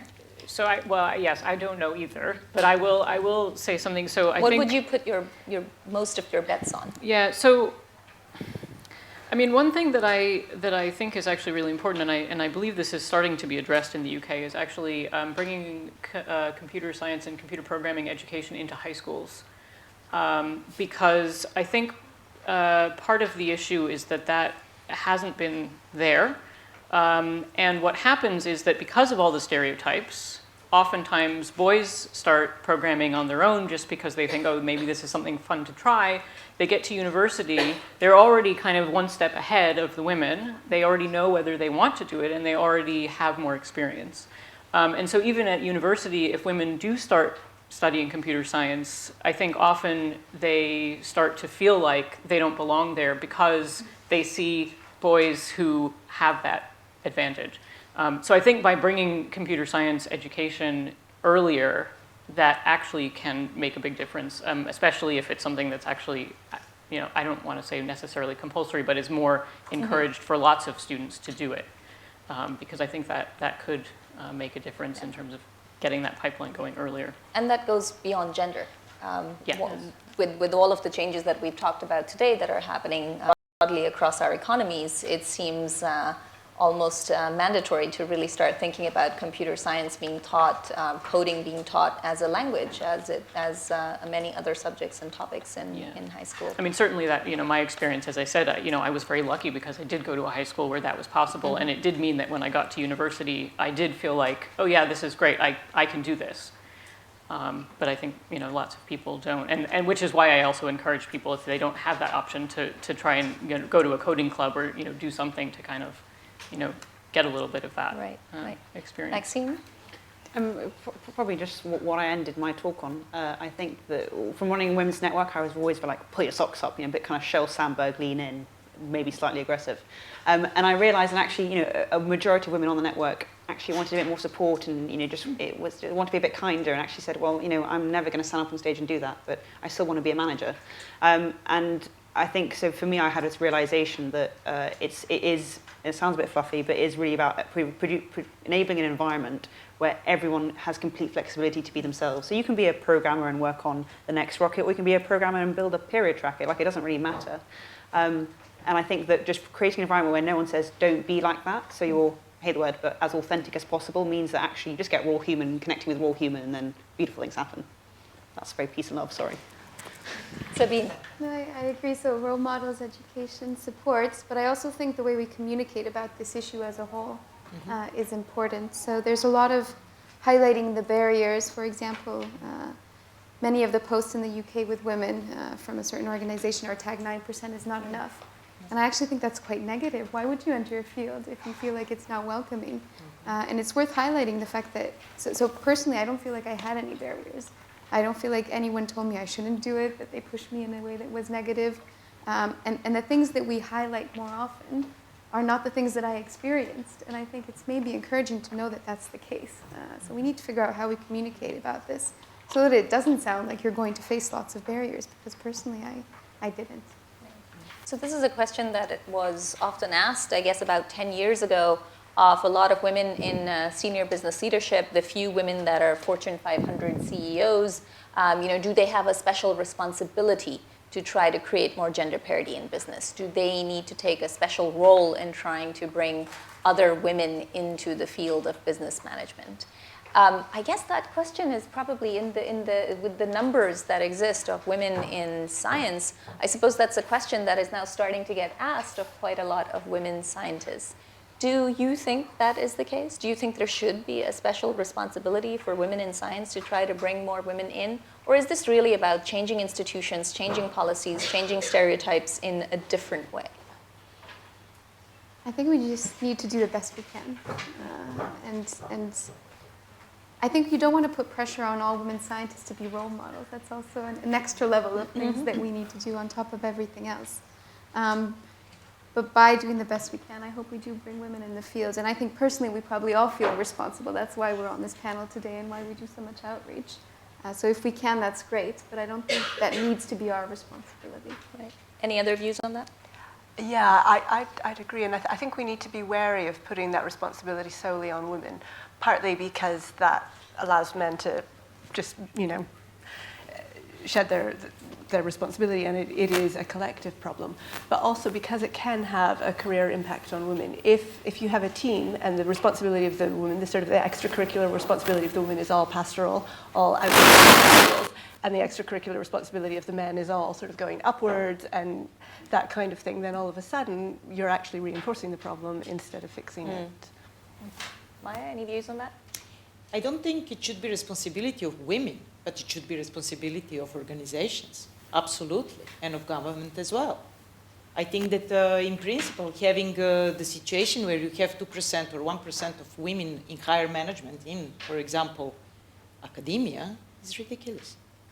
So it's even not equal to the number of people like having the professorial level. So we are gradually going from whatever, so say Imperial or whatever of the universities that I show have up to 10% of intake of females, and then we have approximately, 6 to 7% of lecturers and academics, and out of that pool we have like 1% or less than 1% of females in higher management. What is this for role models? And I mean, this is exactly the same in many different industries. Academia is just one example, right? Government is another example. I think they want to ask questions. So in terms of this question around the responsibility, it really seems to be about institutional change that would lead to the changes in the pipeline, changes in the perception, changes in hiring, retention, promotion, and really focusing on that. So a lot of you want to ask questions. Let's get started. Is there a mic that's going around? There we go. Okay. So please raise your hand. And if It's the you lady could, here in white with very blonde hair. White. and if you could ensure keeping your questions brief, that will give us time with the panel. Hello guys, Stereotypes. I finished computer science in Serbia. Just to say, it's not a question, it's a comment for the senior females when they reach the level in the organization and are sitting around the table when majority of people are men, to remain and keep that feminine element, not to feel the urge to turn and copy what male colleagues are doing, which I'm seeing in the industry where I'm working, which is banking. And you cannot quite easily reach those high levels if you do not turn into or pick up behaviors. Yes. Okay, great. Thank you for that comment. Other questions? Back there with the baseball cap. Thank you for your each presentation. I have one question to Sharon, and then I have one comment. You did the undergraduate at Brown University. Where is Brown University? It's not so familiar to the people. Where is it? It's in the U.S. All right, I Yeah. see. And then second one is, I don't think the computer skill and then mathematics it's not connected. The reason why, if you press any computer, they would not root to sigma additional or irrational, and then logarithm, and then Pythagoras theorem. It's not coming, If someone who has, the computer skill is very good, but their mathematics is pure mathematics, and computer skills nothing to do with the mathematics knowledge. Many European people think about mathematics as a number. Maybe what else the number is maybe coming. If you press all answers come. Not they are using their brain. So I don't think computer skill and is connected with pure mathematics. No, statistics maybe can do that, but not pure mathematics. I'm 68 years old, but my mathematics is extremely high. It's true. In Oriental, even 5, 6 years old, the number is very, very good. So there's definitely, it's this approach of thinking, music, Latin, maths, they sit in a particular type of approach or cognitive area. Statistics I think is a slightly different one, so I think that's a very good point. But as we've talked on the panel quite a lot, it's an interdisciplinary approach. So I think that's the point you were making about pure maths not being like the root of all things for computing. Is that the point you were making?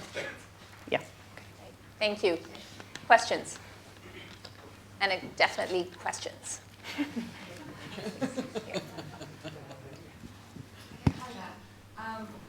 Okay, so I chose a subject at university, and it's not really what I wanted to do. I've worked from there, and if I want to study computer science, what would you suggest? I feel like doing a degree would just be too long at the moment. I'm studying coding, doing a little bit of programming. What would you recommend? Thank you. Who on the panel would like to take that question? So I did neuroscience, then health economics, and then whilst doing that, I was sitting on Code Academy, so bored, because I was, at the end of the day, it's the last thing you want to do is sit and do 2 hours of programming by yourself. So there are loads of initiatives, and there are various puns and permutations of she codes, develop her, code first girls, and all of those things in between. And there are lots of these free initiatives in London that are predominantly based on teaching women to program. But the reason, I don't think they teach you very much, but they get you together in groups, and you have pizza and you have beer, and you write a few lines of code, but you just chat to each other. And I have to say that that just gets you over the hilt that you need, because then it gives you access into this whole other network of weekend hackathons and evening events and coding breakfasts, and you just have to start through those initiatives, and then it opens all these different channels. And then it's a lot easier to find projects to work on. So your first hackathon's always a bit scary. I find it quite scary, but that's a very good example of having to work on a tangible project, because you can learn lots of code and never get any good at it because you haven't implemented it. So I would say going to a hackathon is a really good way, and personally I would recommend the NHS Hack Days, because they're full of non-technical people as well who just want to impact healthcare. So it's a very welcoming environment for your first hackathon. If you need a higher degree, there is a conversion master's by us. We actually accept any kind of degree. So we have a lot of architects, for example, who are coming and wanting to learn computing, and we are offering these kind of courses, and we are definitely not the only ones. How long does it take? 1 year. Okay. And from an industry perspective, It's a conversion masters in computing, but you do need to have a Bachelor of Science in anything, but really anything, which is good. I have a Bachelor of Arts.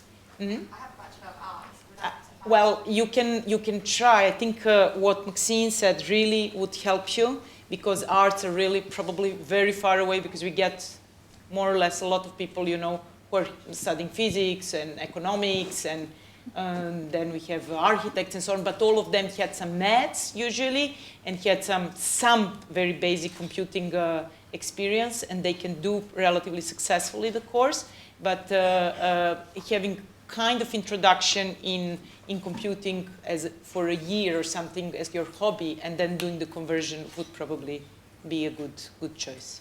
from an industry perspective, it does vary by employer, but our graduate scheme, we don't specify the degree. So some of my most talented colleagues have come in with philosophy degrees, with English degrees, and what our assumption is that the field changes so fast that the skills you would learn, the particular languages and that kind of thing you would learn on a course, possibly by the time you get to industry, you'd be expected to do something else. Or even if they were still completely appropriate, there's so many popular computer languages that you might still not know the right one. So the things that we need are the aptitudes and also the more general skills, like the communication skills, the reasoning skills, and those are taught across a range of fields. And so we try and select for those aptitudes and assume that we'll teach you the details of the skills.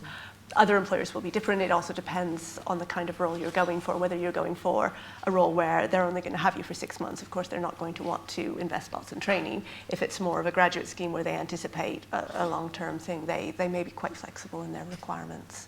That's great, thank you.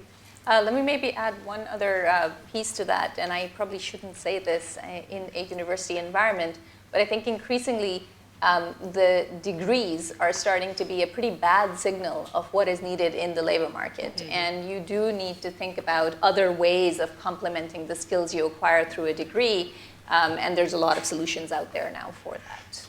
There is a lady in the back, completely at the back, yeah. Thank you. A somewhat controversial question.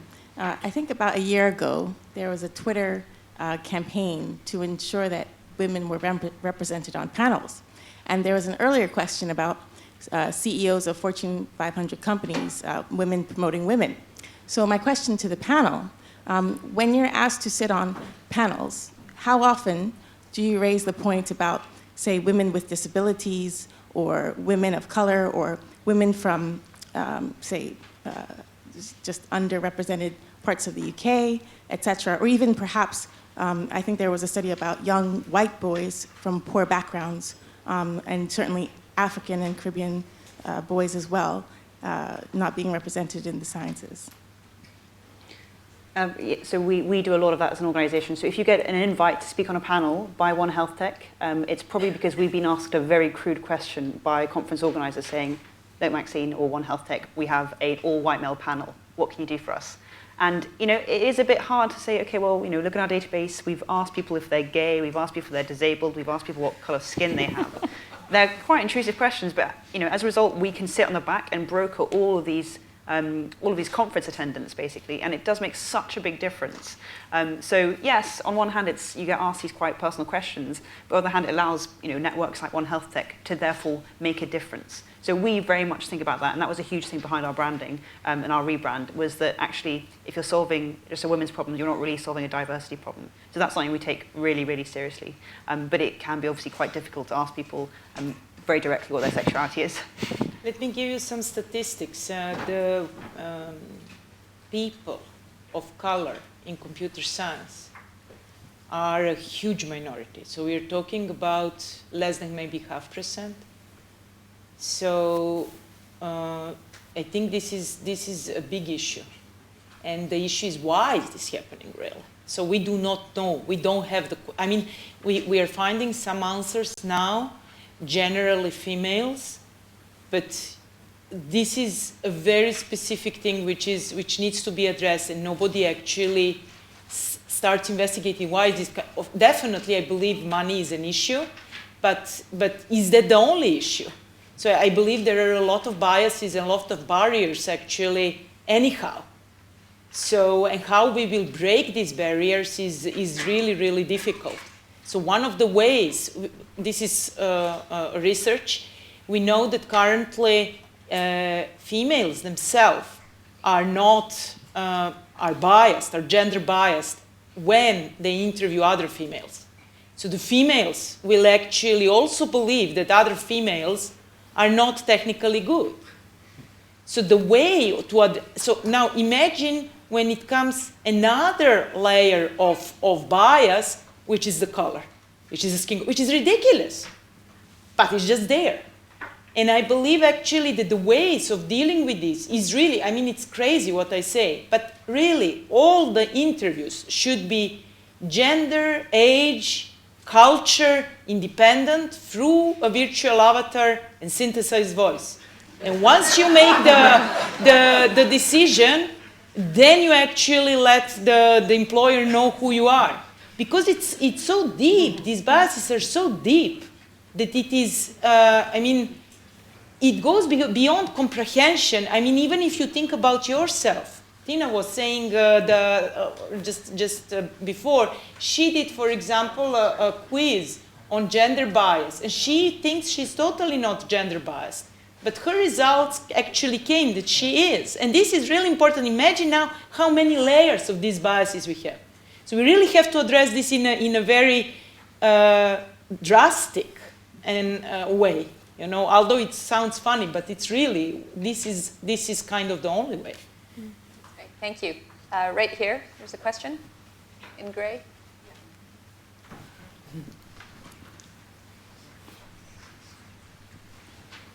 Why do you think that there's so far relatively little interest on the part of women in studying computer science?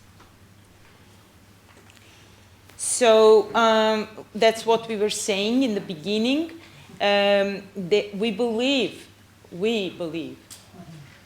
that there is bias which is introduced very early in the lifetime of humans. And this bias is like this kind of study is not for young women, it's for boys.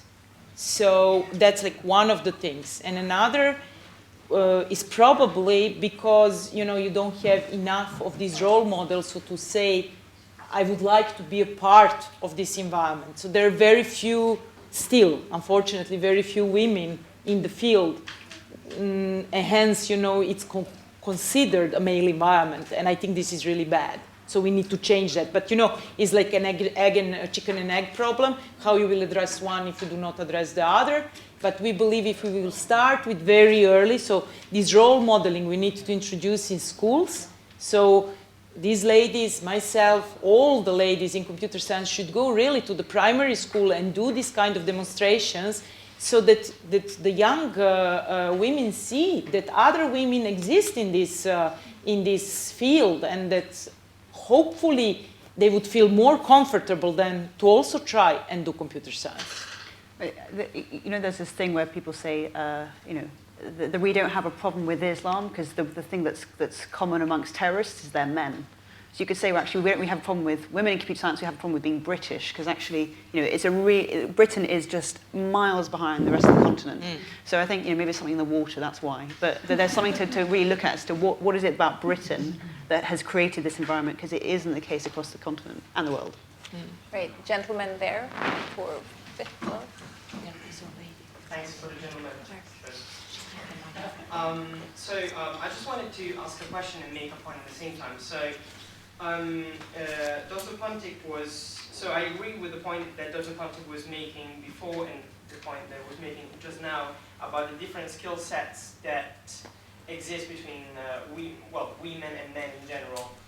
And with what, at the same time, Dr. Goldwater was saying about starting early with an education that involves girls actively in this, towards computer science in general. And I'm wondering, so all of you actually play a role model that is based on this very strong interdisciplinary factor. And I don't see it this present early. And it seems quite a contradiction, because the strongest figure that we have of women in computer science actually play on that core skills of being able, to kind of wave together all these different areas and bring them together to something greater that is not just purely computer science. And to me, it's something extra, right? It's a plus. And it's probably something that men are a bit weaker on, because we, most of the times, and I see it in my industrial placement that I'm doing at the moment, we tend to have and be happy with very specific projects that it's one thing and that thing only. Let me just say about this interdisciplinarity is absolutely necessary. So all the future jobs are interdisciplinary. You will not be able to do just, your piece of equation, play with it and be happy with it. So that's no chance that would be the future of the jobs. So we are merging together, all the fields have to merge together, because this computing is actually merging into the pores of all life, right? So I don't think, I agree that women have this huge ability of actually working on multiple, so they say multitasking. In fact, this is a viral hoax kind of stuff. Actually, if you do the research, this multitasking comes only 10% in a benefit for a woman. So they would do only 10% better than men. But I believe that there is, again, this is another bias, this is another thing that we all believe. So, but I think it's really important to understand this is actually what is happening nowadays, and we are not exceptions. This is the way you do the science, and this is the way you do the business as well. Just to add to that, so I was at a session recently on women in robotics, and the women in the room would get up and they would say, I'm sorry, I'm not a roboticist, I'm a social scientist, or I'm not a roboticist, I'm responsible for communication in my robotics company. And actually, maybe the solution to all of this is to have all of these women feel like they're roboticists, which I think they are. And we just launched, we have a Women in Robotics Slack channel. It's been going on for 6 months, it's been growing a lot. And most of the women in that Slack channel are not programmers, they actually come from a variety of disciplines. So I agree that this cross-disciplinary thing is important, but we actually need to claim the title then, that we are working in tech, even if we're not originally from the tech field. I was going to make exactly the same point. We get everyone saying, I'm not a technologist, and then they start talking, and by the end of it, you're like, wait, what aspect of you is not a technologist? Sharon, Holly, any other additions to that? No, I mean, I think I basically agree with those Okay. points, yeah. Somebody, yeah, there we go. You've got a red microphone. Do you think that misrepresentation in the media is something that needs to be tackled? Because I feel like whenever I watch a movie or a TV show that has anyone that's tech savvy in it, they're always kind of the antisocial nerd in the basement with not many social skills and not many friends either. Even if it is a female representation, they usually have an odd sense of fashion, like Garcia from Criminal Minds, or they're gothic or creepy. Do you think that this may be do you think that this may be off-putting for a lot of young girls because they don't want to be that awkward nerd? I think it's so easy and so lazy in the media that when you want to quickly convey a character, you just dredge up all of the things that you think go with it, so that when that character walks into the room, you don't want to have to say, and this is the computer person. You want it to be obvious to the audience without having to have that awkward scripting. So instead, you put glasses on them, and then you give them bad clothes, and everybody knows who they are. And I think, again, it's one that because I hope, and we shall see, but this may be one where it starts to change for free, because it used to be that working with computers was kind of a specialized thing, but now working with computers is something that all of us do, and that's becoming more and more the case. So when on a TV show you want to have someone who works with computers, since that's the whole show, you can't resort to those stereotypes. But having said that, it is such a problem still, and I really love the show Silicon Valley. But I got so sad that the only female character in it was the non-technical one, and it just seemed, again, so unnecessary and lazy on the part of the creators who'd done so much work in other areas to not think about that. Sabine, you wanted to come in here? Yes, I agree. Communication and how we portray this technology is hugely important, and that's part of why we have our RoboHub.org nonprofit, is to communicate this technology. But I was also part of the Royal Society's working group on machine learning, and they asked the public in the UK what they think of machine learning. And machine learning is all about giving lots of data to a computer and allowing that computer to learn from the data to do useful tasks. So they asked 1,000 people in the UK if they knew the term machine learning, and only 9% knew the term machine learning. So actually, most people don't know the technical terms for this, but they knew of applications. So they knew of autonomous cars. They knew you could talk to your phone and your phone would answer back. And 75% of people had heard of those applications from mainstream media. So the big titles, the Terminator stories, the robots are going to take your job stories are actually really, really impactful. And then 21% had heard about it from entertainment. So Black Mirror, Westworld, Humans, which I love. They're all really, really good shows. But that's actually what people use as education for where this technology is leading us. And we need to change that. I'll just add 2 points to that. It used to be not cool to be a computer scientist. Now everyone wants to be Mark Zuckerberg because he's a billionaire. So I think there's a degree to which there is a rise of the nerds. Those people in Silicon Valley are making a fortune, doing amazing things, and they are technical people. So I think there is also a bit of a shift in terms of who in the pecking order of coolness is sitting. An interesting point, lots of tech is made by men, yet women are overrepresented in how that comes across. Why is Alexa a woman?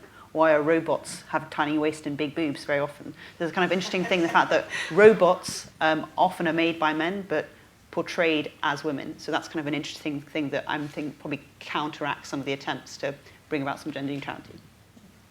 Maya, do you want to add to that? Oh, I think this is absolutely an important point. I mean, we need to work with media. I mean, this is so wrong. Nothing is said about how computers and machine learning can help people, or that there are so many women actually who were working in computer science. Like one of the first programmers was Ada Lovelace. That's back in 19th century, right? She was a UK woman. Yeah. So it's really, I think, completely misrepresented. And then people who have no idea about AI and robotics talk about it, like, for example, Stephen Hawking, which you all know about. Do I talk about black holes? No. Do I talk about when we will travel to Mars? No. I talk about artificial intelligence as my expertise. Why somebody who has no idea about AI talks about AI? And why? Just in order to increase the popularity. So this is his own popularity.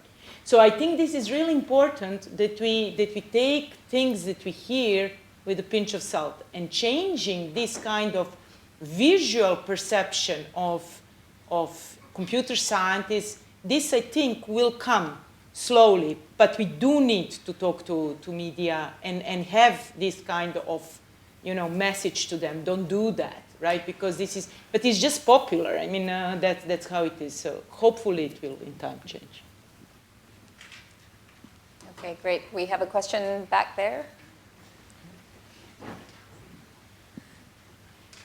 If you see or you have identified that information is a thing with the perception of computer science and women doing computer science, actually I am a mathematician and I am interested in doing and in learning about computer science.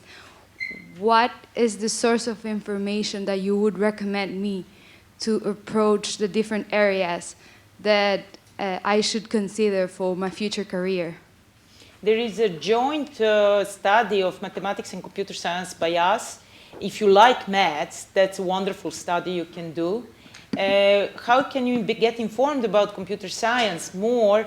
The best way is simply go to any of the websites of either Imperial College Computing or UCL Computing or Edinburgh Computing, Bristol Computing, and see what people are doing and what are the different things. But you can also Google like things, robotics, machine learning, data sciences, operating systems, whatever comes to networks, whatever comes to your mind, just Google it and you'll have really tons of information. So it's either structured through different computer science departments or unstructured through Google search. It's just provide a level of granularity to Google search. I love meetups. I spend a lot of time going to meetups. So these are kind of things like this, 6 to 9 in the evening, a few talks, and then some drinks. So if you type in permutations of computer science, data science, women who code, Kaggle, I mean, whatever, there's so many of them. And I have to say that those are the best places to get some really, really valuable information on what works for you, because you can really get lost in a rabbit hole of online courses and little coding tricks and other events, and it's quite difficult to fathom that. So I would say going to those meetups and talking to people and finding people like you and saying, okay, well, what was your journey like? I found was definitely the best way to work out how to navigate my way through this kind of cacophony of general coding. I think it also helps to have a problem that you want to solve, or something, that project basically. Pick something that you want to do over 6 months, and then that will help guide you in terms of what technology you need to learn, and you're building towards something that's a little shorter term, so it's really motivating. Good. Thank you. I have to excuse myself as I need to head off, but we will pass over the continued Q&A to yes. Maya, because there still seem to be quite a few hands up yes. In the room. Let me just maybe say one quick word in addition to thanking the panel. We speak so much about the impact of these technological drivers of change on labor markets. I think what actually a lot of the conversation today has reflected is we can use this moment of flux to do the opposite, to actually get much more talent into labor markets, given that we are in this moment of flux. Yes. And there obviously is no shortage of talent that is willing to do so. Quite a few are going to become computer scientists after today's conversation. We've already had a few questions around that. Thank you so much to the panel, and I apologize for having to leave in the middle of the conversation. Thank you, Sadie. Thank you.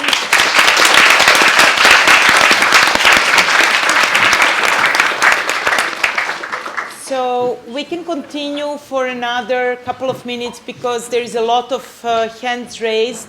So if the mic can be passed, there are a couple of people here in the center, and there is here one. Yeah. Marcos, can you give? Here it is. Ah, there it is. Okay. Ask away. Talk a lot about... Thank you for doing the feedback and the survey. Thank you very much.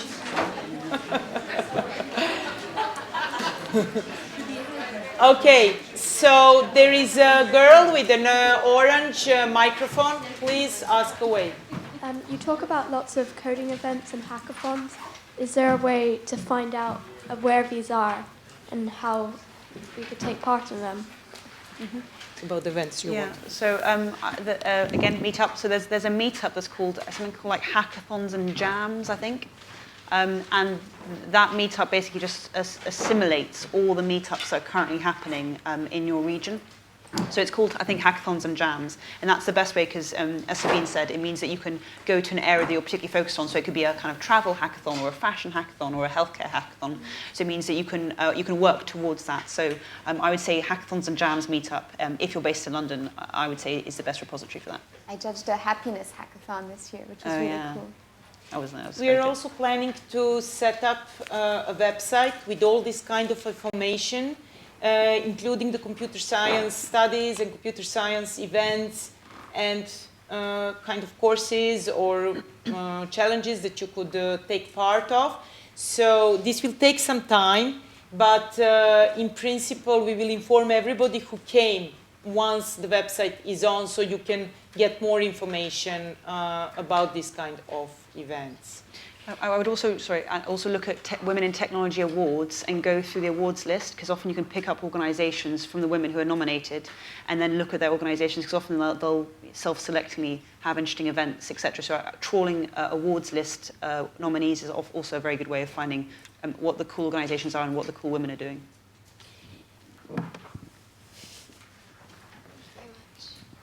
Hi there, thank you. We've been talking a lot generally about women facing discrimination in this field, but I was wondering if any of you have personally encountered any discrimination in computer science due to your gender, and how you were able to overcome this, and also any advice that you have for women in the future who are told that they're just not good enough or they can't be in this field because they're a woman. Seriously, I feel like I haven't, but I think it could be that I'm oblivious to things happening around me. So in general, I've had very positive experiences. So I'll put that out there. So it's funny that you said that. I literally said the same thing to Maxine before. I literally used the word oblivious. And I don't know. I mean, but maybe we're not, right? I mean, I think it's really important to remember that, yes, discrimination does happen to some people, but also lots of us have great experiences. So it's not something that you're guaranteed to face. I mean, I do remember maybe 1 or 2 comments that I had during my entire career of people saying things that it wasn't even like, oh, you can't do this. In fact, the one that I remember was actually a professor who said to me, oh, computer science is a really great career for women because it allows you the flexibility to stay home when you need to. And I thought, well, that's not necessarily what I want. But again, it was sort of a slightly funny comment. But I mean, that sticks in my mind because I'm honestly like that was the kind of worst thing I can remember. But I do think also that my personality is such that I do tend to be pretty resilient to things, and I don't necessarily notice very subtle things that may be going on. Holly? Yeah, I feel very much like Sabine that I think sometimes we can, because there is a problem, we can focus so much on it that then we end up creating this sort of message of, oh, it's terrible in computer science, we are the brave survivors. And like Sabine, I've had a very good experience. I haven't had negative experiences that I have been aware of. But there's a wonderful talk on YouTube.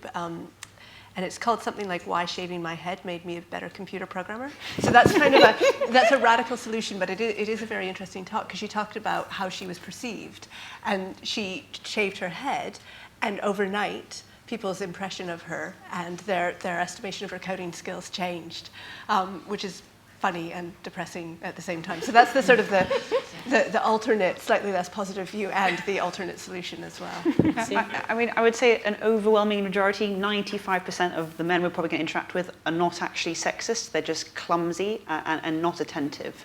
So in the way they use in the way they use their language, So I joked about you don't look like a data scientist, but when you get told that day after day, you're like, well, maybe I'm not a data scientist, and that stuff does eventually chip away. So those kind of comments are not like, you shouldn't be coding because you're a woman. I mean, I don't think many people get told that quite so blatantly. But it's just those slight comments where you're like, ooh, that feels a little bit uncomfortable, but it's not so much that I can call it out. So I always just, have a quiet word and say, by the way, just be aware that can come across badly. And the response is always, oh God, I'm so sorry, I can't believe that came across like that. Really, men don't mean to be sexist so often when they are. And I think just a kind of classy, quiet word just saying that can be interpreted badly. But then, for the first time in my life, I had a very unpleasant situation on Monday with someone in the House of Lords who runs the All-Parliamentary Group for AI. I have absolutely no problem calling him out. And he called me a silly little girl because I was talking about the fact that lots of jobs are going to be taken by AI. And we were having a very, very pleasant discussion. And I have to say that at that point I cracked and had to go to the bathroom and just compose myself. I was so fuming. So it does happen, and we can be bold and strong, but comments like that, they do also get you, and you just have to make sure that you're resilient, but also you approach it in quite a classy way, and you don't just think men are evil, because that is obviously completely wrong. What is really important is to know also expectations that women would have are much lower. So we do not expect to become CEOs. We don't expect to become CTOs. We just don't. We just think that's given. So I think that should change, really. But there is also a thing about when something bad happened like that, I agree with Maxine. The issue is just do it professionally and say it's not about length of my skirt, it's what I have between my ears, which obviously is not the case for your, interactors. So you really have to be a little bit of brutal kind of person, and also just trust yourself. So if you think you like something, you like computer science, just do it. Just trust yourself. So this is always what helped me. But also the expectations, we have to manage the expectations differently. Because what everybody is saying is a classical thing. Everybody in computer science, the women, will tell you exactly the same. None is on the top positions. So I don't think this is right. So. There is a lady just next to you as well.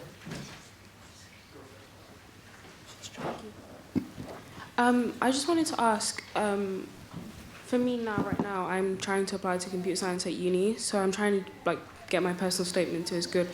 But I wanted to know what can women do, what work experience, things like that we can do to help us in the process of, say, going to find a job in computer science or a degree in computer science. Because even to find this lecture was quite hard for me, because a lot of schools, especially my school, they push women more to do medicine. So us STEM students, we kind of feel left out. There isn't a lot for us to do, and everything we want to do, we have to find ourselves. So I was wondering, what can we do to help find things that we can do? Yeah. So this is wonderful what you say. I think this is one of the things we do not think about, because we somehow think, that everybody has more or less the same opportunities. So this is great that you say. You can do things, what we mentioned before, like kind of courses or meetups or things like that. But really, to get into computer science, you don't need any of that. You really just need the grades, So if you are a good student, usually any of the universities will accept you. We do not, having a prior knowledge of computing or coding is not really the requirement. We get a lot of people without any day or any piece of knowledge in computing. It's a plus. If you do something, great. But if you don't, we will not reject you because of that. So this is very important that you know. So do not press yourself. I think this is another thing. A lot of women that I know who want to do that, they're very harsh to themselves. They actually press themselves much more than others. And I think this is not the point. So be aware that we actually judge just based on your grades, and not whether you know whatever C, C++, or whatever other language, Python or whatever else, right? So just don't push it. But if you want, if you like it, you can find it. These are, for example, examples that were given how you will find the kind of work that you could do or project that you could do. But having internship at a high school in computing without computing knowledge, that's difficult, I think. So do you know what LinkedIn is? Yeah, so what I found quite helpful, and this comes from just being audacious and a bit naive, but I found some again, from some of these awards, Women in IT and Technology Awards, and I just looked at their LinkedIn profiles and just looked at their history to say, well, what routes did they take?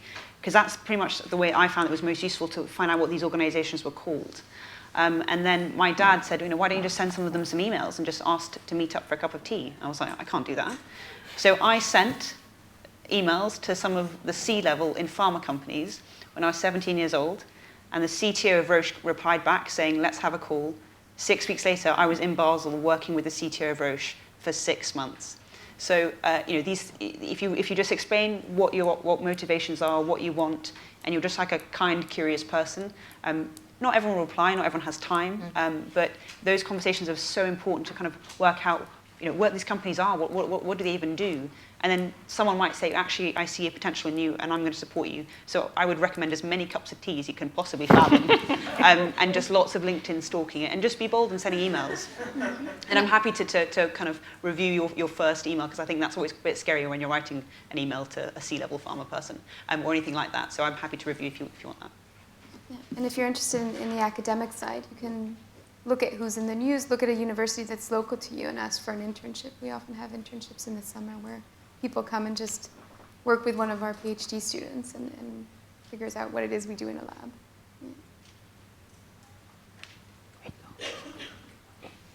There are questions here too. And then at the corner, and I think, okay, you, and I think we will stop after that. How do you think we can find more teachers that can code, especially women, to try and inspire more girls into tech? I only have one female IT teacher in my whole school. If we dropped IT salaries significantly, that might help. Because I think part of the problem is that if you have those skills, then the salary differential to teaching is quite large. And I think that's probably comparable for some of the other disciplines where finding people to teach it is hard when doing it is so attractive in so many ways. But I welcome more realistic answers from the rest of the panel. There are some schemes that are actually looking at transferring largely biology teachers into physics teachers, because there's a huge dearth of physics teachers as well. So I'm not sure if this is a government scheme or something, but I know that there's huge programs to basically redirect lots of biology teachers who are female, but mostly because there's a shortage in physics. So the same thing can be translated in computing. I'm not sure how successful it's been, but I heard that that's something that's happening. I also hope that we design better tools, computer tools, to deploy in the classroom so that kids can learn how to do this technology in the classroom setting along with their teachers. So I don't think that it's necessarily the case that we need to teach the teachers before the kids learn. So that's also much more scalable if we crack it. But it's really wonderful question that you posed, because you asked about female teacher of IT, and that's wonderful question. I think that's a difficult problem because, as you see, we are so few, really, still. So I think the next generation, like you, would be the ones who could actually do something better, more. But I also think that we need a government kind of policy of how to encourage, and also how, in terms of payment, in terms of ways to do it, and as a policy as well, to have actually more female computer science teachers in all levels. So I think that's a big problem. Tina, you wanted to ask? No. Oh, that was okay. So we had top one and then another one there, yes.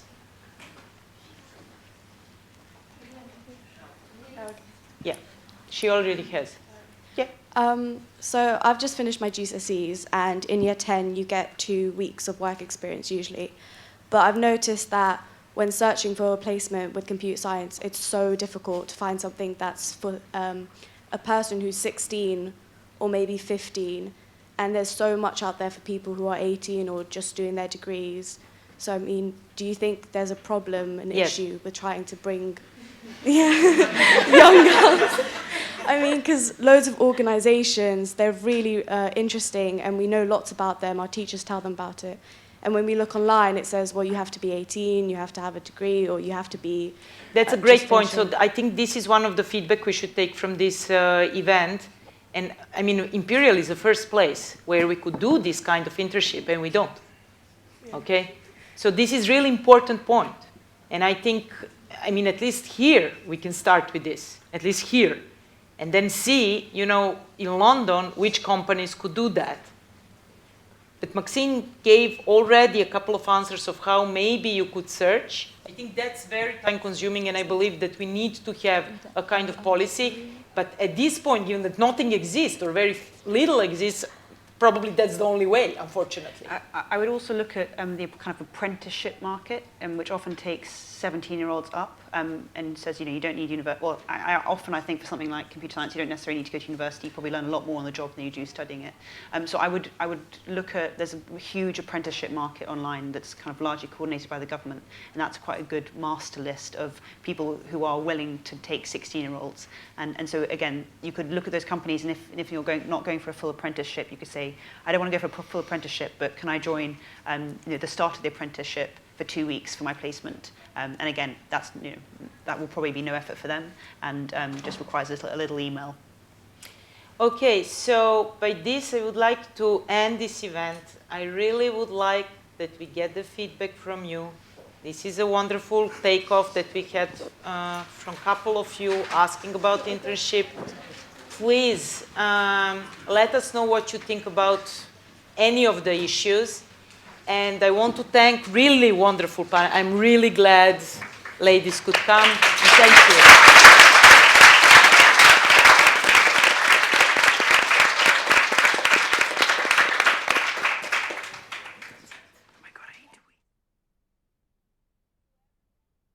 To try the robot, please come forward and she will be demoing it.